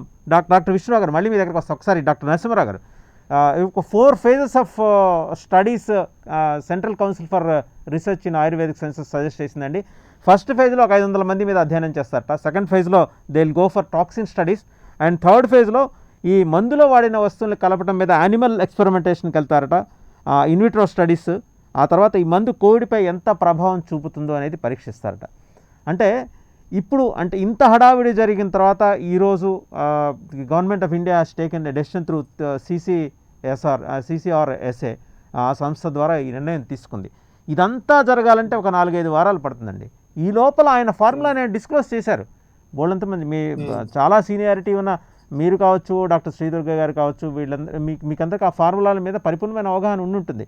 మీ బోటి వారు కూడా ఒక సాలిడ్గా ఒక consolidated report government of Andhra Pradesh కావచ్చు, గవర్నమెంట్ ఆఫ్ ఇండియాకి కావచ్చు సబ్మిట్ చేస్తే, డాక్టర్ వీరప్పనేని విష్ణురావు గారు చెప్పినట్టు ఇంటిగ్రేటెడ్గా దీన్ని మనం ఆయుష్ ఏంటి ఆయుష్ ఆయన AA చేర్చండి, అల్లోపతి కూడా ఇందులో చేర్చండి, అంతం ఇంటిగ్రేటెడ్గా దీనికి ఒక రూపం తీసుకొచ్చి ఒక అద్భుతమైన గిఫ్ట్ ప్రపంచానికి ఇద్దామంటున్నారు ఆయన. Well mannered suggestion. Doctor Chandrakanth గారు కూడా పూర్తిగా సంఘీభావం చెప్తున్నారు. ఒక సీనియర్ ఆయుర్వేదిక్ ప్రాక్టీషనర్గా మీ అబ్జర్వేషన్స్ ఏంటి డాక్టర్ నరసింహారావు గారు? ఇప్పుడు విష్ణురావు గారు చెప్పినట్టు ఇప్పుడు అన్ని భాగాలు అంటే అన్ని వైద్య విధానాలు కలిసికట్టుగా పనిచేస్తూ ఇలాంటి కోవిడ్ సిచ్యుయేషన్ వచ్చినప్పుడు వాళ్ళు ఒక సొల్యూషన్ తీసుకొస్తే చాలా బాగుంటుందండి. ఇప్పుడు ఎందుకంటే ఇప్పుడు ఈ CCRS టెస్టింగ్ కానివ్వండి, ప్లస్ ఈ ICMR టెస్టింగ్, ఇవన్నీ ఏంటంటే కొంచెం సమయం పట్టేటట్టు ఉంది. ఈలోపే ఈ మూలికల గురించి ఎలాగో కొంచెం గొప్ప గ్రంథాల్లో ఉంది కాబట్టి మెల్లమెల్లగా ఇతరుల సలహా మేరకు కూడా కొంచెము వాళ్ళ సలహాలు తీసుకొని వాళ్ళ వాడిన విధానాలు, ప్రక్రియలు అవన్నీ తీసుకొని ఇప్పుడు దీంట్లో ఇంప్లిమెంట్ చేస్తే చాలా బాగుంటుంది. ఇప్పుడు మామూలుగా ఏంటంటే ఒక్కొక్క మూలిక ఏ రకంగా పనిచేస్తుంది, Hmm. ఆ, ఏ- ఏ- ఏ విధంగా చేస్తే పనిచేస్తుంది, ప్లస్ ఎలా ఇవ్వచ్చు, Hmm. అది పొడి రూపంలో ఇవ్వచ్చా లేకపోతే కషాయం రూపంలో ఇవ్వచ్చా, అవన్నీ ఎలా కొంచెం గొప్ప గ్రంథాల్లో ఉంది. Hmm. దాన్ని ఎంత మటుకు కలపాలి, దేంతో కలపాలి, ఎట్లా కలపాలి, అవన్నీ కొంచెం గొప్ప వైద్యులకు అందరికీ అవగాహన ఉంది. ఇప్పుడు అవన్నీ పరిగణలోకి తీసుకొని ఇప్పుడు ఈ ఆనందయ్య గారు చేస్తున్నారు, అది మంచి గొప్ప పని. ఇప్పుడు ఈ కేంద్రం కూడా కొంచెం ఆ, ఏంటంటే పట్టుదలతో కేంద్ర ప్రభుత్వం కానివ్వండి, ఇటు రాష్ట్ర ప్రభుత్వం కానివ్వండి, పట్టుదలతో కొంచెం గట్టిగా రీసెర్చ్ చేసి ప్రోత్సహిస్తూ ఇలాంటి వాళ్ళని ఆ, ప్రోత్సహించాలని నేను అనుకుంటున్నాను అండి. రైట్. డాక్టర్ శ్రీరుక్ గారు, అంటే మీరు విన్నారు కదా, అంటే డాక్టర్ చంద్రకాంత్, అలాగే డాక్టర్ విష్ణురావు గారు, డాక్టర్ నరసింహరావు గారు, అంటే ఒక ఎలాబొరేటెడ్ వ్యూ తోటి, ఒక పర్సెప్షన్ తోటి ఈ ఇష్యూని మనం అడ్రస్ చేయాలి. ఆనందయ్య అంటే ఆయన తపనని, ఆయన తృష్ణని మనం అర్థం చేసుకోవచ్చు, 10 మంది ప్రాణాలు కాపాడాలనే ఉద్దేశంతో. కాకపోతే ఏంటంటే ఇన్స్టిట్యూషనలైజ్ చేయాలి, దీనికి గవర్నమెంట్ ఒక బాసటగా నిలబడి. ఇప్పుడు మీరు ఎస్వి యూనివర్సిటీలో మీరున్నారు, అలాగే టీటీడీకి ఆయుర్వేదిక్ వింగ్ ఉంది, సపరేట్ వింగ్ ఉంది. ఇలాంటి వ్యవస్థలన్నీ ఒక్క దగ్గరకు వచ్చి డాక్టర్ విష్ణురావు గారు సజెస్ట్ చేసినట్టు ఈవెన్ అలోపతిక్ ప్రాక్టీషనర్స్లో ఈ అంశం పట్ల అవగాహన ఉండి దాని పట్ల ఒక మంచి ప్రొయాక్టివ్ అప్రోచ్ ఉన్న వాళ్ళని కూడా కలుపుకొని వెళ్తే కలెక్టివ్ రిజల్ట్ వస్తుంది కదా. ఈ కలెక్టివ్ రిజల్ట్ తోటి, యాజ్ హీ రైట్లీ సెడ్, ప్రపంచానికే మనం ఒక గిఫ్ట్ ఇవ్వచ్చు అనేది. ఆయుర్వేదిక్ సైన్సెస్ ప్రొఫెసర్గా మీరు మీ అబ్జర్వేషన్ ఏంటి? ఈ విషయంలో నేనేం చెప్పదలుచుకున్నానంటే, పర్టికులర్ గా నా విషయంలోనే ఎగ్జాంపుల్ గా తీసుకుంటానండి. నేను పోస్ట్ గ్రాడ్యుయేషన్ అనేది బనారస్ హిందూ యూనివర్సిటీలో చేశానండి. అక్కడ బనారస్ హిందూ యూనివర్సిటీలో ఒక ఇన్స్టిట్యూట్ ఆఫ్ మెడికల్ సైన్సెస్ లో 3 ఫ్యాకల్టీస్ ఉంటాయి. Faculty of modern medicine, faculty of Ayurveda and faculty of dentistry. So అక్కడ రీసెర్చ్ అనేది కూడా, ఈ స్టడీ అనేది కూడా ఇంటిగ్రేటెడ్ వేలో చేస్తారనమాట. ఫర్ ఎగ్జాంపుల్ ఇప్పుడు నా పీజీ థీసిస్ వర్క్ లోనే నేను nephrologist doctor Rana Gopal Singh sir under లో నేను చేశాను. నేను తీసుకెళ్ళింది భృంగరాజు, అంటే గుంట గలగరాకు అంటారండి దాన్ని. ఆ భృంగరాజ్ అనే ప్లాంట్ ని తీసుకొని దాని ఒక రీనో ప్రొటెక్టివ్ యాక్టివిటీ మీద నేను ఆయన యొక్క గైడెన్స్ తో నేను అక్కడ వర్క్ చేశాను. సో అక్కడ మా యూనివర్సిటీలో మాకు మొదటి నుంచి కూడా అదే చెప్పారండి. మా క్లాసెస్ లో కూడా, పాఠాల్లో కూడా ఆయుర్వేదం ఎంత నేర్పుతారో మోడర్న్ సైన్స్ కూడా అంతే నేర్పుతారు. సో అక్కడ మేము నేర్చుకున్నదే ఇంటిగ్రేటెడ్ అప్రోచ్. ఇప్పుడు this is the time for the collaboration of the various sciences. ఇప్పుడు ఎప్పుడైతే ఈ ఆయుర్వేద, మోడర్న్ మెడిసిన్, అట్లనే ఆయుర్వేదం అర్థం చేసుకోవడానికి కొంత సంస్కృతం బాగా తెలిసినటువంటి ఎక్స్పర్ట్స్, ఇలా వేరియస్ డిసిప్లిన్స్ వాళ్ళందరూ ఎప్పుడైతే కొలాబరేట్ అయ్యి ఎప్పుడైతే వర్క్ చేస్తారో అప్పుడు రీసెర్చ్ యొక్క అవుట్కమ్ కూడా చాలా బాగుంటుంది. ఇప్పుడు ఈ ఆనందయ్య గారు తీసుకున్నటువంటి ఇంగ్రీడియంట్స్ అన్ని కూడా ఆయుర్వేదిక్ బుక్స్ లో చెప్పారు. సో ఇప్పుడు ఇది మనం లార్జ్ స్కేల్ లో మనం ఎప్పుడైతే పాపులేషన్ కి ఇవ్వాలనుకున్నామో అప్పుడు దీన్ని సైంటిఫిక్ గా మనము ఎస్టాబ్లిష్ చేయాల్సినటువంటి అవసరం ఉంది. కాబట్టి this is the need for wear the all the systems should collaborate together and come out with a very good outcome. This is what I mean to say. And ఇక్కడ కూడా మేము అదే చేస్తామండి. అంటే మేము ట్రైన్ అయిన యూనివర్సిటీ నుంచి కూడా మేము అడాప్ట్ చేసుకుంది ఏంటంటే, ఈ 2 సిస్టమ్స్ ని కూడా మనం ఇంటిగ్రేట్ చేసుకుంటూ కనుక వెళ్తే అల్టిమేట్ గా హ్యుమానిటీ, అంటే సఫరింగ్ పేషెంట్స్ మనము మేలు చేయగలుగుతాం. ఇంకొకటి నేను చెప్పదలుచుకుంది ఏంటంటే, ఈ ఆయుర్వేదిక్ సైన్స్ యొక్క మహత్యం లేదా ఇంపార్టెన్స్ ని హైలైట్ చేసుకోవడానికి అర్థమయ్యేలా చెప్పాలంటే, అసలు ఈ ఆయుర్వేదం అనేది ఇవాల్వ్ అయిందే 2 మెయిన్ ప్రయోజనాలతో. స్వస్థస్య స్వాస్థ్య రక్షణం, ఆతురస్య వికార ప్రచనం. అంటే ఒకటి, ఒక హెల్దీ పర్సన్ యొక్క హెల్త్ ని మెయింటైన్ చేయడం అనేది first and foremost aim of Ayurveda. And second అనేది, మనం ఒకవేళ డిసీజెస్ అనే బాడీలో జనరేట్ అయితే ఆ డిసీజ్ ని మనం ఎలా పెసిఫై చేయాలి, ఎలా మళ్ళీ పర్సన్ యొక్క హెల్త్ ని మనం రీస్టోర్ చేయాలి. ఇవి 2 కూడా ఆయుర్వేదం యొక్క ప్రధాన ఉద్దేశాలు. అండ్ ఇంకొకటి, ఇందాక విష్ణు సార్ చెప్పినట్టుగా ఆయుర్వేదం అనేది ఒక జీవన విధానం. సో ఆయుర్వేదంలో మనం తెల్లారి లేచిన దగ్గర నుంచి రాత్రి పడుకునే వరకు మనం చేయాల్సినటువంటి దినచర్య, అలానే సీజన్స్ చేంజ్ అయ్యేటప్పుడు మనం చేసుకోవాల్సినటువంటి, అడాప్ట్ చేసుకోవాల్సినటువంటి ప్రొసీజర్స్, అంటే ఋతుచర్య, ఇవన్నీ డీటెయిల్ గా చెప్పారు. ఇవి ఎవరైతే ఫాలో అవుతారో వాళ్ళకి అసలు జబ్బులు అనేవి రాదు, దే రిమైన్ హెల్దీ. సో ఇప్పుడు నేనైతే పర్టికులర్ గా ఈ 1.5 year నుంచి నేను నా అబ్జర్వేషన్ లో చెప్పేది ఏంటంటే, ఈ ఆయుర్వేదాన్ని కనుక మనం డైలీ కనుక అడాప్ట్ చేసుకుంటే మన లైఫ్ లో, అంటే కొన్ని ఇమ్యూనో బూస్టర్స్ మూలికలు ఉన్నాయి మన ఆయుర్వేదంలో, దాని కనుక మనం డైలీ కనుక మనం తీసుకోగలిగితే మన యొక్క ఇమ్యూన్ రెస్పాన్స్ అనేది బాగుంటుంది. మనకు వైరస్ అనేది ఇన్ఫెక్ట్ కాకుండా మనల్ని మనం కాపాడుకోవచ్చు. సో ఇది first motto of Ayurveda. And second ఏంటంటే, ట్రీట్మెంట్ ఆస్పెక్ట్, అంటే ఒక వ్యాధి వచ్చినప్పుడు దాన్ని మనం ఎలా చికిత్స చేయాలి. ఇప్పుడు నేను ఒక ఆయుర్వేదిక్ ఫిజిషియన్ గా నాకు ఈ 1.5 ఇయర్ లో ఉన్న అనుభవంతో నేనేం చెప్పదలుచుకున్నానంటే, వ్యాధి లక్షణాలు కనపడంగానే మనకి డౌట్ అనేది రాగానే ఒకవేళ కనుక మనం ఆయుర్వేదిక్ డ్రగ్స్ ని కనుక తీసుకోవడం కనుక స్టార్ట్ అయితే అది ప్రోగ్రెస్ అవ్వకుండా లేదా సీరియస్ కాంప్లికేషన్స్ వైపు వెళ్లకుండా మనం కంట్రోల్ చేసుకోవచ్చు. అలాంటి ఎన్నో ఔషధాలు ఆయుర్వేదంలో ఉన్నాయి. నేను ఎంతో మందికి ఇచ్చున్నాను. ఈ మధ్య మనకి సెకండ్ వేవ్ లో మనకి కంజంక్టివైటిస్ అంటే కళ్ళు ఎర్రబారడం అలా స్టార్ట్ అవుతున్నాయి కొంతమందిలో. అలానే కొంతమందికి గ్యాస్ట్రో ఇంటెస్టైనల్ సింటమ్స్ తో స్టార్ట్ అవుతుంది. ఎటు వైపు నుంచి స్టార్ట్ అయినా మనకి కనుక ఇప్పుడు అందరికి కూడా ప్రచారం ఎక్కువైంది కాబట్టి ప్రజల్లో అవగాహన వచ్చింది. ఎప్పుడైతే మనకు అనుమానం అనేది కలుగుతుందో ఇది కోవిడ్ అవ్వచ్చు అని, ఆ స్టేజ్ లోనే మనం డిలే అనేది లేకుండా గనక ఆయుర్వేదిక్ మెడిసిన్స్ కనుక వాడితే అది ప్రోగ్రెస్ అవ్వకుండా ఫర్దర్ కాంప్లికేషన్స్ అనేది రాకుండా మనల్ని మనం కాపాడుకోవచ్చు. ఇంకొకటి, ఇప్పుడు మీరు కూడా స్వయంగా చెప్పారు, మీరు కోవిడ్ తర్వాత కూడా చాలా కాంప్లికేషన్స్ ఫేస్ అయ్యాము.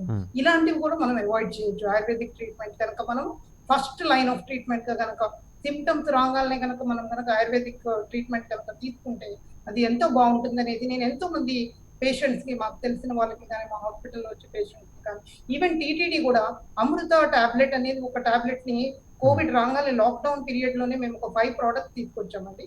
అందులో మెయిన్ ఇమ్యూనో బూస్టర్ గా అమృత టాబ్లెట్ అనేది తీసుకొచ్చాం. దీంట్లో 2 ఇంగ్రీడియంట్స్, గుడూచి అంటే తిప్పతీగ అంటారు దీన్ని, లాటిన్ నేమ్ వచ్చేసి టినోస్పోరా కార్డిఫోలియా, అది ఒకటి అశ్వగంధ, పిదానియా సోమ్నిఫెరా. ఓన్లీ ఈ 2 drugs, these 2 drugs are well known for their immuno boosting activity. ఈ రెండింటిని తీసుకొని ఒక టాబ్లెట్ ఫామ్ మేము రిలీజ్ చేశాము. దాన్ని మేము సప్లై చేశాము టీటీడీ ద్వారా. ఇది తీసుకున్న ఎంతో మంది కూడా కరోనా బారిన పడకుండా వాళ్ళని వాళ్ళు కాపాడుకోగలిగారు.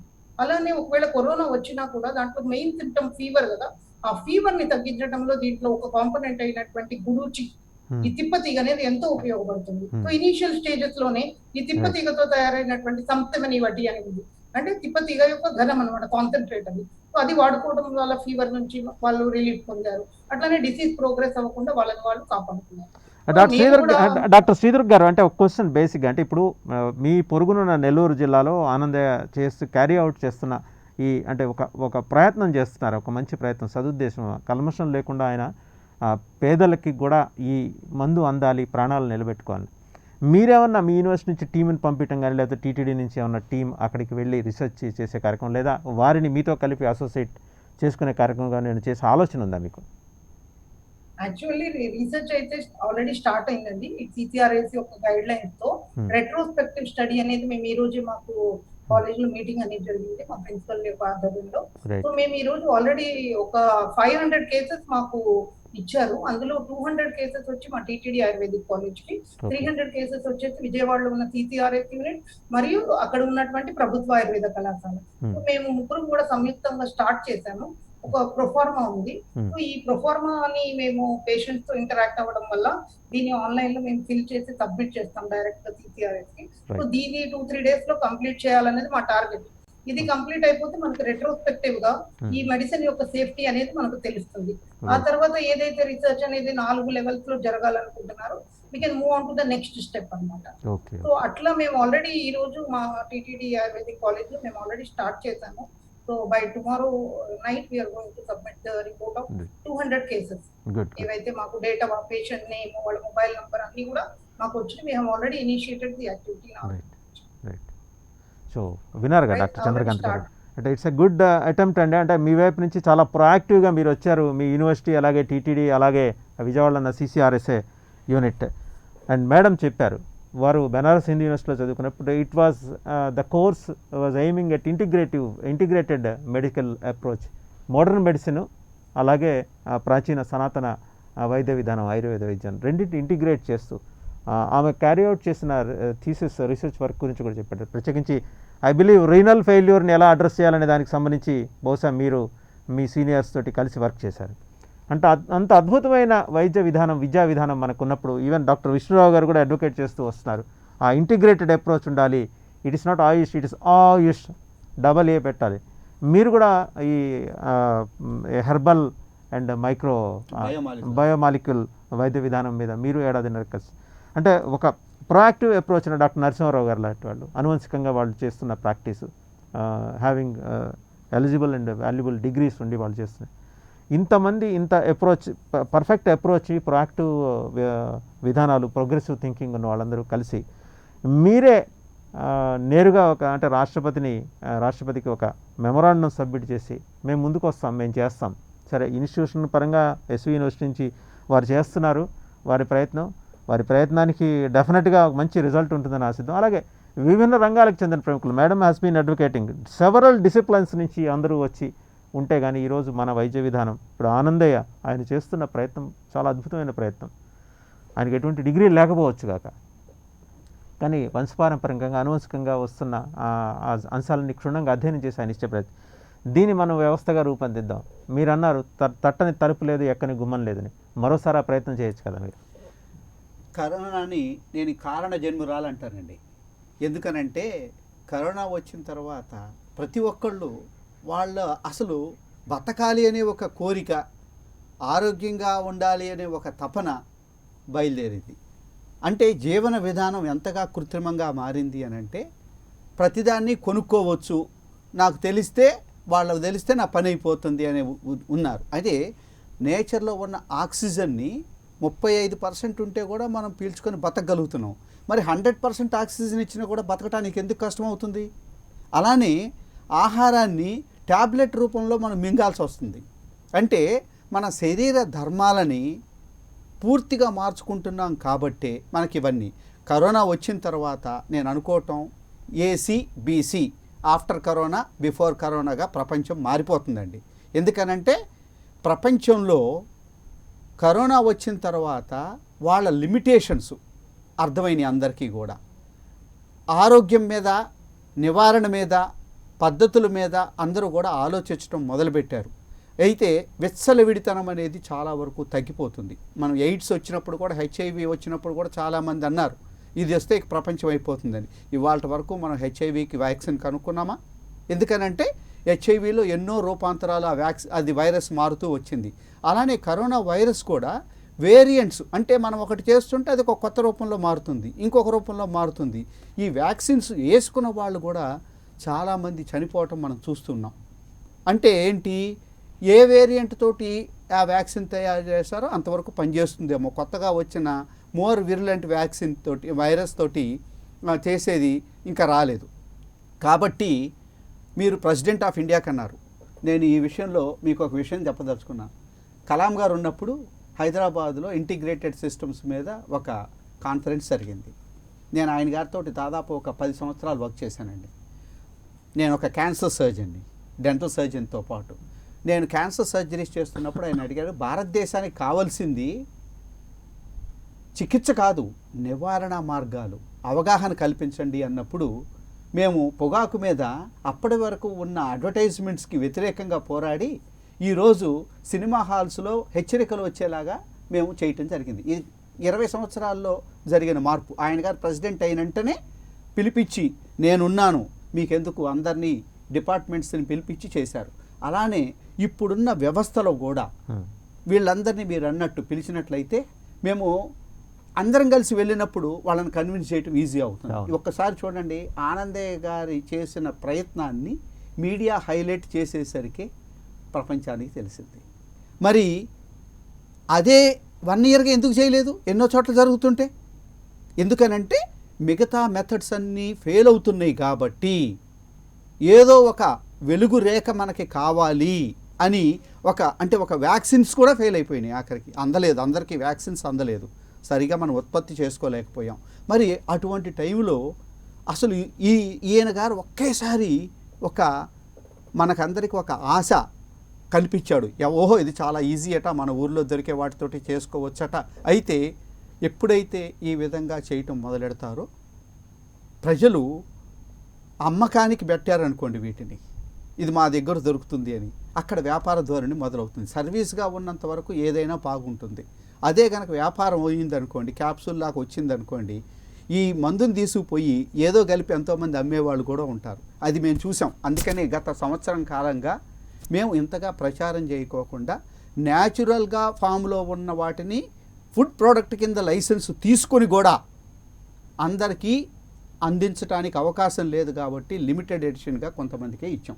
కాబట్టి ఫుడ్ సప్లిమెంట్గా మనం తీసుకుని ప్రచారం చేసినట్లయితే ప్రపంచానికి ఆహార పదార్థాల రూపంలో పర్మిషన్ తీసుకుంటే ఎవరు కూడా అడ్డు చెప్పరు. ఒక మందుగా చెప్పినప్పుడు మాత్రమే దాన్ని రావటానికి అడ్డుపడతారు.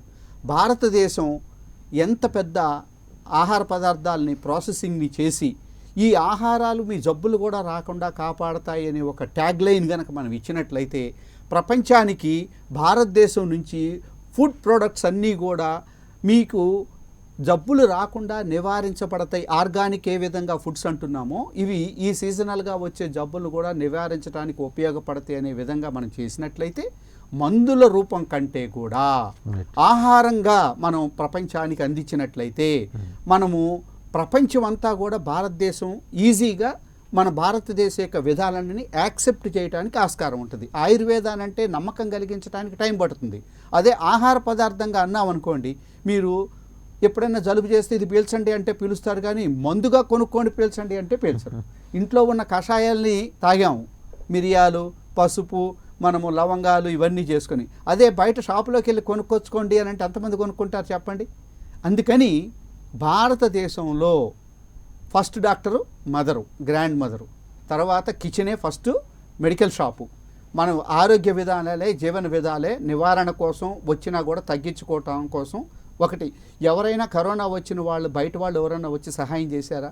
తల్లి కానీ కూతురు కానీ ఇంట్లో వాళ్ళు తప్పించి ఫస్ట్లో బయట వాళ్ళు ఎవ్వరూ చేయలేదండి. ఎంత డబ్బులు ఇచ్చినా కూడా రాలేదు. కాబట్టి మనము కరోనా నేర్పిన పాఠాలన్నీ గుణపాఠంగా నేర్చుకొని బిఫోర్ కరోనా, ఆఫ్టర్ కరోనాగా మన యొక్క జీవనశైలిని మార్చుకొని ప్రపంచానికి మనం ఏ విధమైన మెసేజ్ ఇవ్వాలి అనుకున్నా కూడా ఇప్పుడు అన్ని రకాల మనకి మెసేజ్ స్ప్రెడ్ చేయడానికి అవకాశం ఉంది. ఎక్కడికైనా మనం స్ప్రెడ్ చేసి ప్రపంచానికి ఒక కొత్త మన సిస్టమ్ని, భారతదేశంలో ఏ విధంగా ఇన్ని రకాల మతాల వాళ్ళు ఉన్నా కూడా కలిసి జీవిస్తున్నారో ఈ సిస్టమ్స్ అన్నీ కూడా ఒకదాన్ని ఒకటి సపోర్ట్ చేసుకొని ఆరోగ్యంగా జీవిస్తున్నారు, సంపూర్ణంగా ఉంటున్నారు, హాస్పిటల్ బారిన పడతలేదు, అనవసరంగా వాళ్ళు జీవించే అవకాశాన్ని కోల్పోవటం లేదు అని ఒక మెసేజ్ ఇవ్వచ్చు. కాబట్టి మీరోజు ఒక కరోనా వచ్చిన పేషెంట్గా లాస్ట్ 1 year అప్పుడు ఆ టైంలో మీరు మీ యొక్క మెంటల్ స్టేటస్ తెలుసు. రికవరీ స్టేజ్లో నేను మీకు every stage you have been monitoring అండి. అయితే అదృష్టం ఏంటి అని అంటే ఈరోజు మనం ఆ రోజున కరోనా వస్తే ఎవరు మనం మాట్లాడేవాళ్ళు కాదు. కోవిడ్ ఏం చేసింది?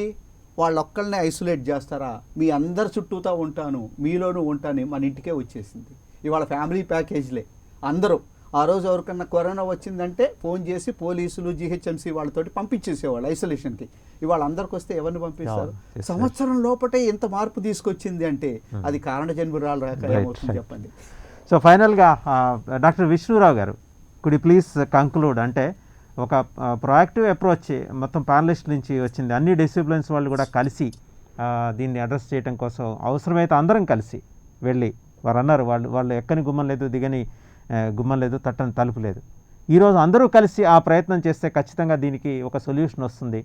ఎంతోమంది experts, Ayurvedic experts like doctor Sridurga, doctor Narasimharao గారు, ఇంతమంది కలిసి వస్తుంటే, అంటే ఈ ప్రయాణం ఒకరితో మొదలెడదాం, 100 మంది రేపు మనతో కలిసి వస్తారు.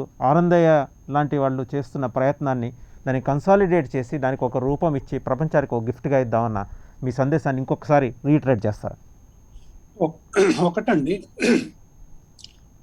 అంటే ఇప్పుడు ఏ వైద్య విధానం యొక్క అంతిమ లక్ష్యమైనా రోగి సంక్షేమమే కదా.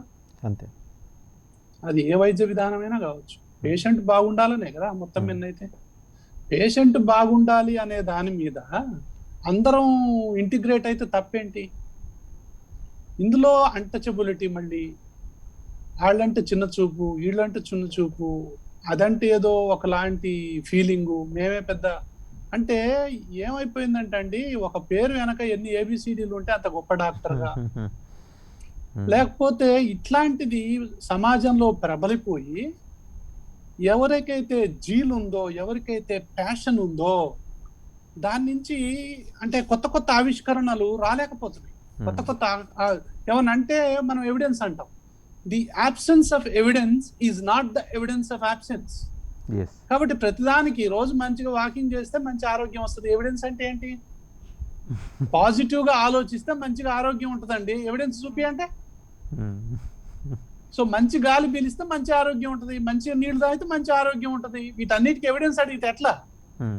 సో అంటే కొన్ని వాదనలు ఏదైతే ఉన్నాయో బాగా అందులో ప్యాషన్ ఉన్న వాళ్ళని ఇవి కొంచెం ఆపుతున్నాయి. అయితే ఏంటంటే దేన్ని నమ్మాలో దేన్ని నమ్మకూడదో అనేటటువంటి సందిగ్ధంలో మొత్తం ఉన్నాం కాబట్టి కొన్ని రెగ్యులేటరీ అథారిటీస్ అనేవి ఉండాల్సినటువంటి అవసరం ఉంది. ఎగ్జాక్ట్లీ. ఆ రెగ్యులేటరీ అథారిటీస్ ప్రకారమే మనం ఏ మెడిసిన్ అయినా కూడా డిస్పెన్స్ చేయాల్సిన అవసరం ఉంది. కానీ ఏ వైద్య విధానాన్ని ఇంకో వైద్య విధానం అభినందించాలి. వాళ్ళల్లో ఏం జరుగుతుంది? ఒక ఆయుర్వేదం ఉంది. నిజంగా గనక అలోపతి డాక్టర్లకు దాని మీద నిజంగా దృష్టి పెడితే దీంట్లో ఏముందో ఒకసారి చూడండి అని చెప్పి అంటే, అబ్బా ఇంత మంచి గుణాలు ఉన్నాయా? ఎందుకంటే మేడం నేను ఆయుర్వేదిక్ గురించి తెలుసుకోవాలనే తపనతోని గూగుల్లో ఆయుర్వేద అనే దాన్ని నా సాధ్యమైనంత వరకు నేను చదివా. అసలు ఇంత మంచి జీవన విధానమైనటువంటి ఈ దీన్ని మనం ఎందుకు అందరం కలిసి ఉమ్మడిగా చేయలేకపోతున్నాం అనేది ఒకటి. నేను ఒక ఉదాహరణ చెప్తానండి, ప్రివెన్షన్ అంటే ఎంత గొప్పదో. ఇప్పుడు ఒక బావి ఉందండి, బావిలో పోయి రోజు పిల్లగాడు అందులో పడతా ఉన్నాడు. తెలివికల్లోళ్ళు ఏం చేస్తారంటే ఓ పిట్టగోడ కడతారు. పిట్టగోడ కడితే బావిలో పట్టడం ఎక్కడదండి? ఇంకా ఈ పిట్టగోడ అనేది ఆయుర్వేదం, రైట్. బావిలో పెడితే తీయటం అనేది దాదాపు అలోపతి. అంటే అలోపతిలో ప్రివెన్షన్ లేదని కాదు. ఒక బోరు బావి ఉంది, బోరు బావి ఒక్కోసారి బోరు పడకపోతే అలాగే వదిలేస్తాం, అందులో చిన్న పిల్లోడు పడతాడు. వాటి కోసం ఇండియా మొత్తం తెలిసే అంత లెవెల్లో ప్రయత్నాలు జరుగుతాయి. అంత ప్రయత్నం చేసే బదులు ఎవరైనా సరే దాన్ని చూసి ఒక మహానుభావుడు ఒక ఉసిక బస్తానో ఒక పెద్ద బండనో దానికి పెట్టాడు అనుకోండి, సో అందులో ఇంకా అందులో పడటం అనేది జరగదు, అసలు ఈ హంగామా అంతా ఉండదు కదా. ఆ ఉసిక బస్తా పెట్టడానికి ప్రయత్నించేవాడే ప్రివెంటర్. అదే ఈ రోజు ఒక ఆనందయ్య కావచ్చు, లేకపోతే ఇంకెవరైనా కావచ్చు, ఆ యొక్క ప్రయత్నాన్ని, ఆ ప్రివెన్షన్ అనేటటువంటి ప్రయత్నాన్ని ఎవరు చేసినా సరే అభినందించాల్సిందే. థ్యాంక్ యూ డాక్టర్ విష్ణురావు గారు, థ్యాంక్ యూ వెరీ మచ్. అలాగే డాక్టర్ నరసింహారావు గారు, డాక్టర్ శ్రీదుర్గ గారు, డాక్టర్ చంద్రకాంత్ గారు, thank you very much for participating in the straight talk. ఇది ఈరోజు స్ట్రైట్ టాక్. మరి కాసేపట్లో తర్వాతి కార్యక్రమం ప్రసారం అవుతుంది. చూస్తూనే ఉండండి ప్రైమ్ లైన్. నిజం ఇదే మా ఇజం.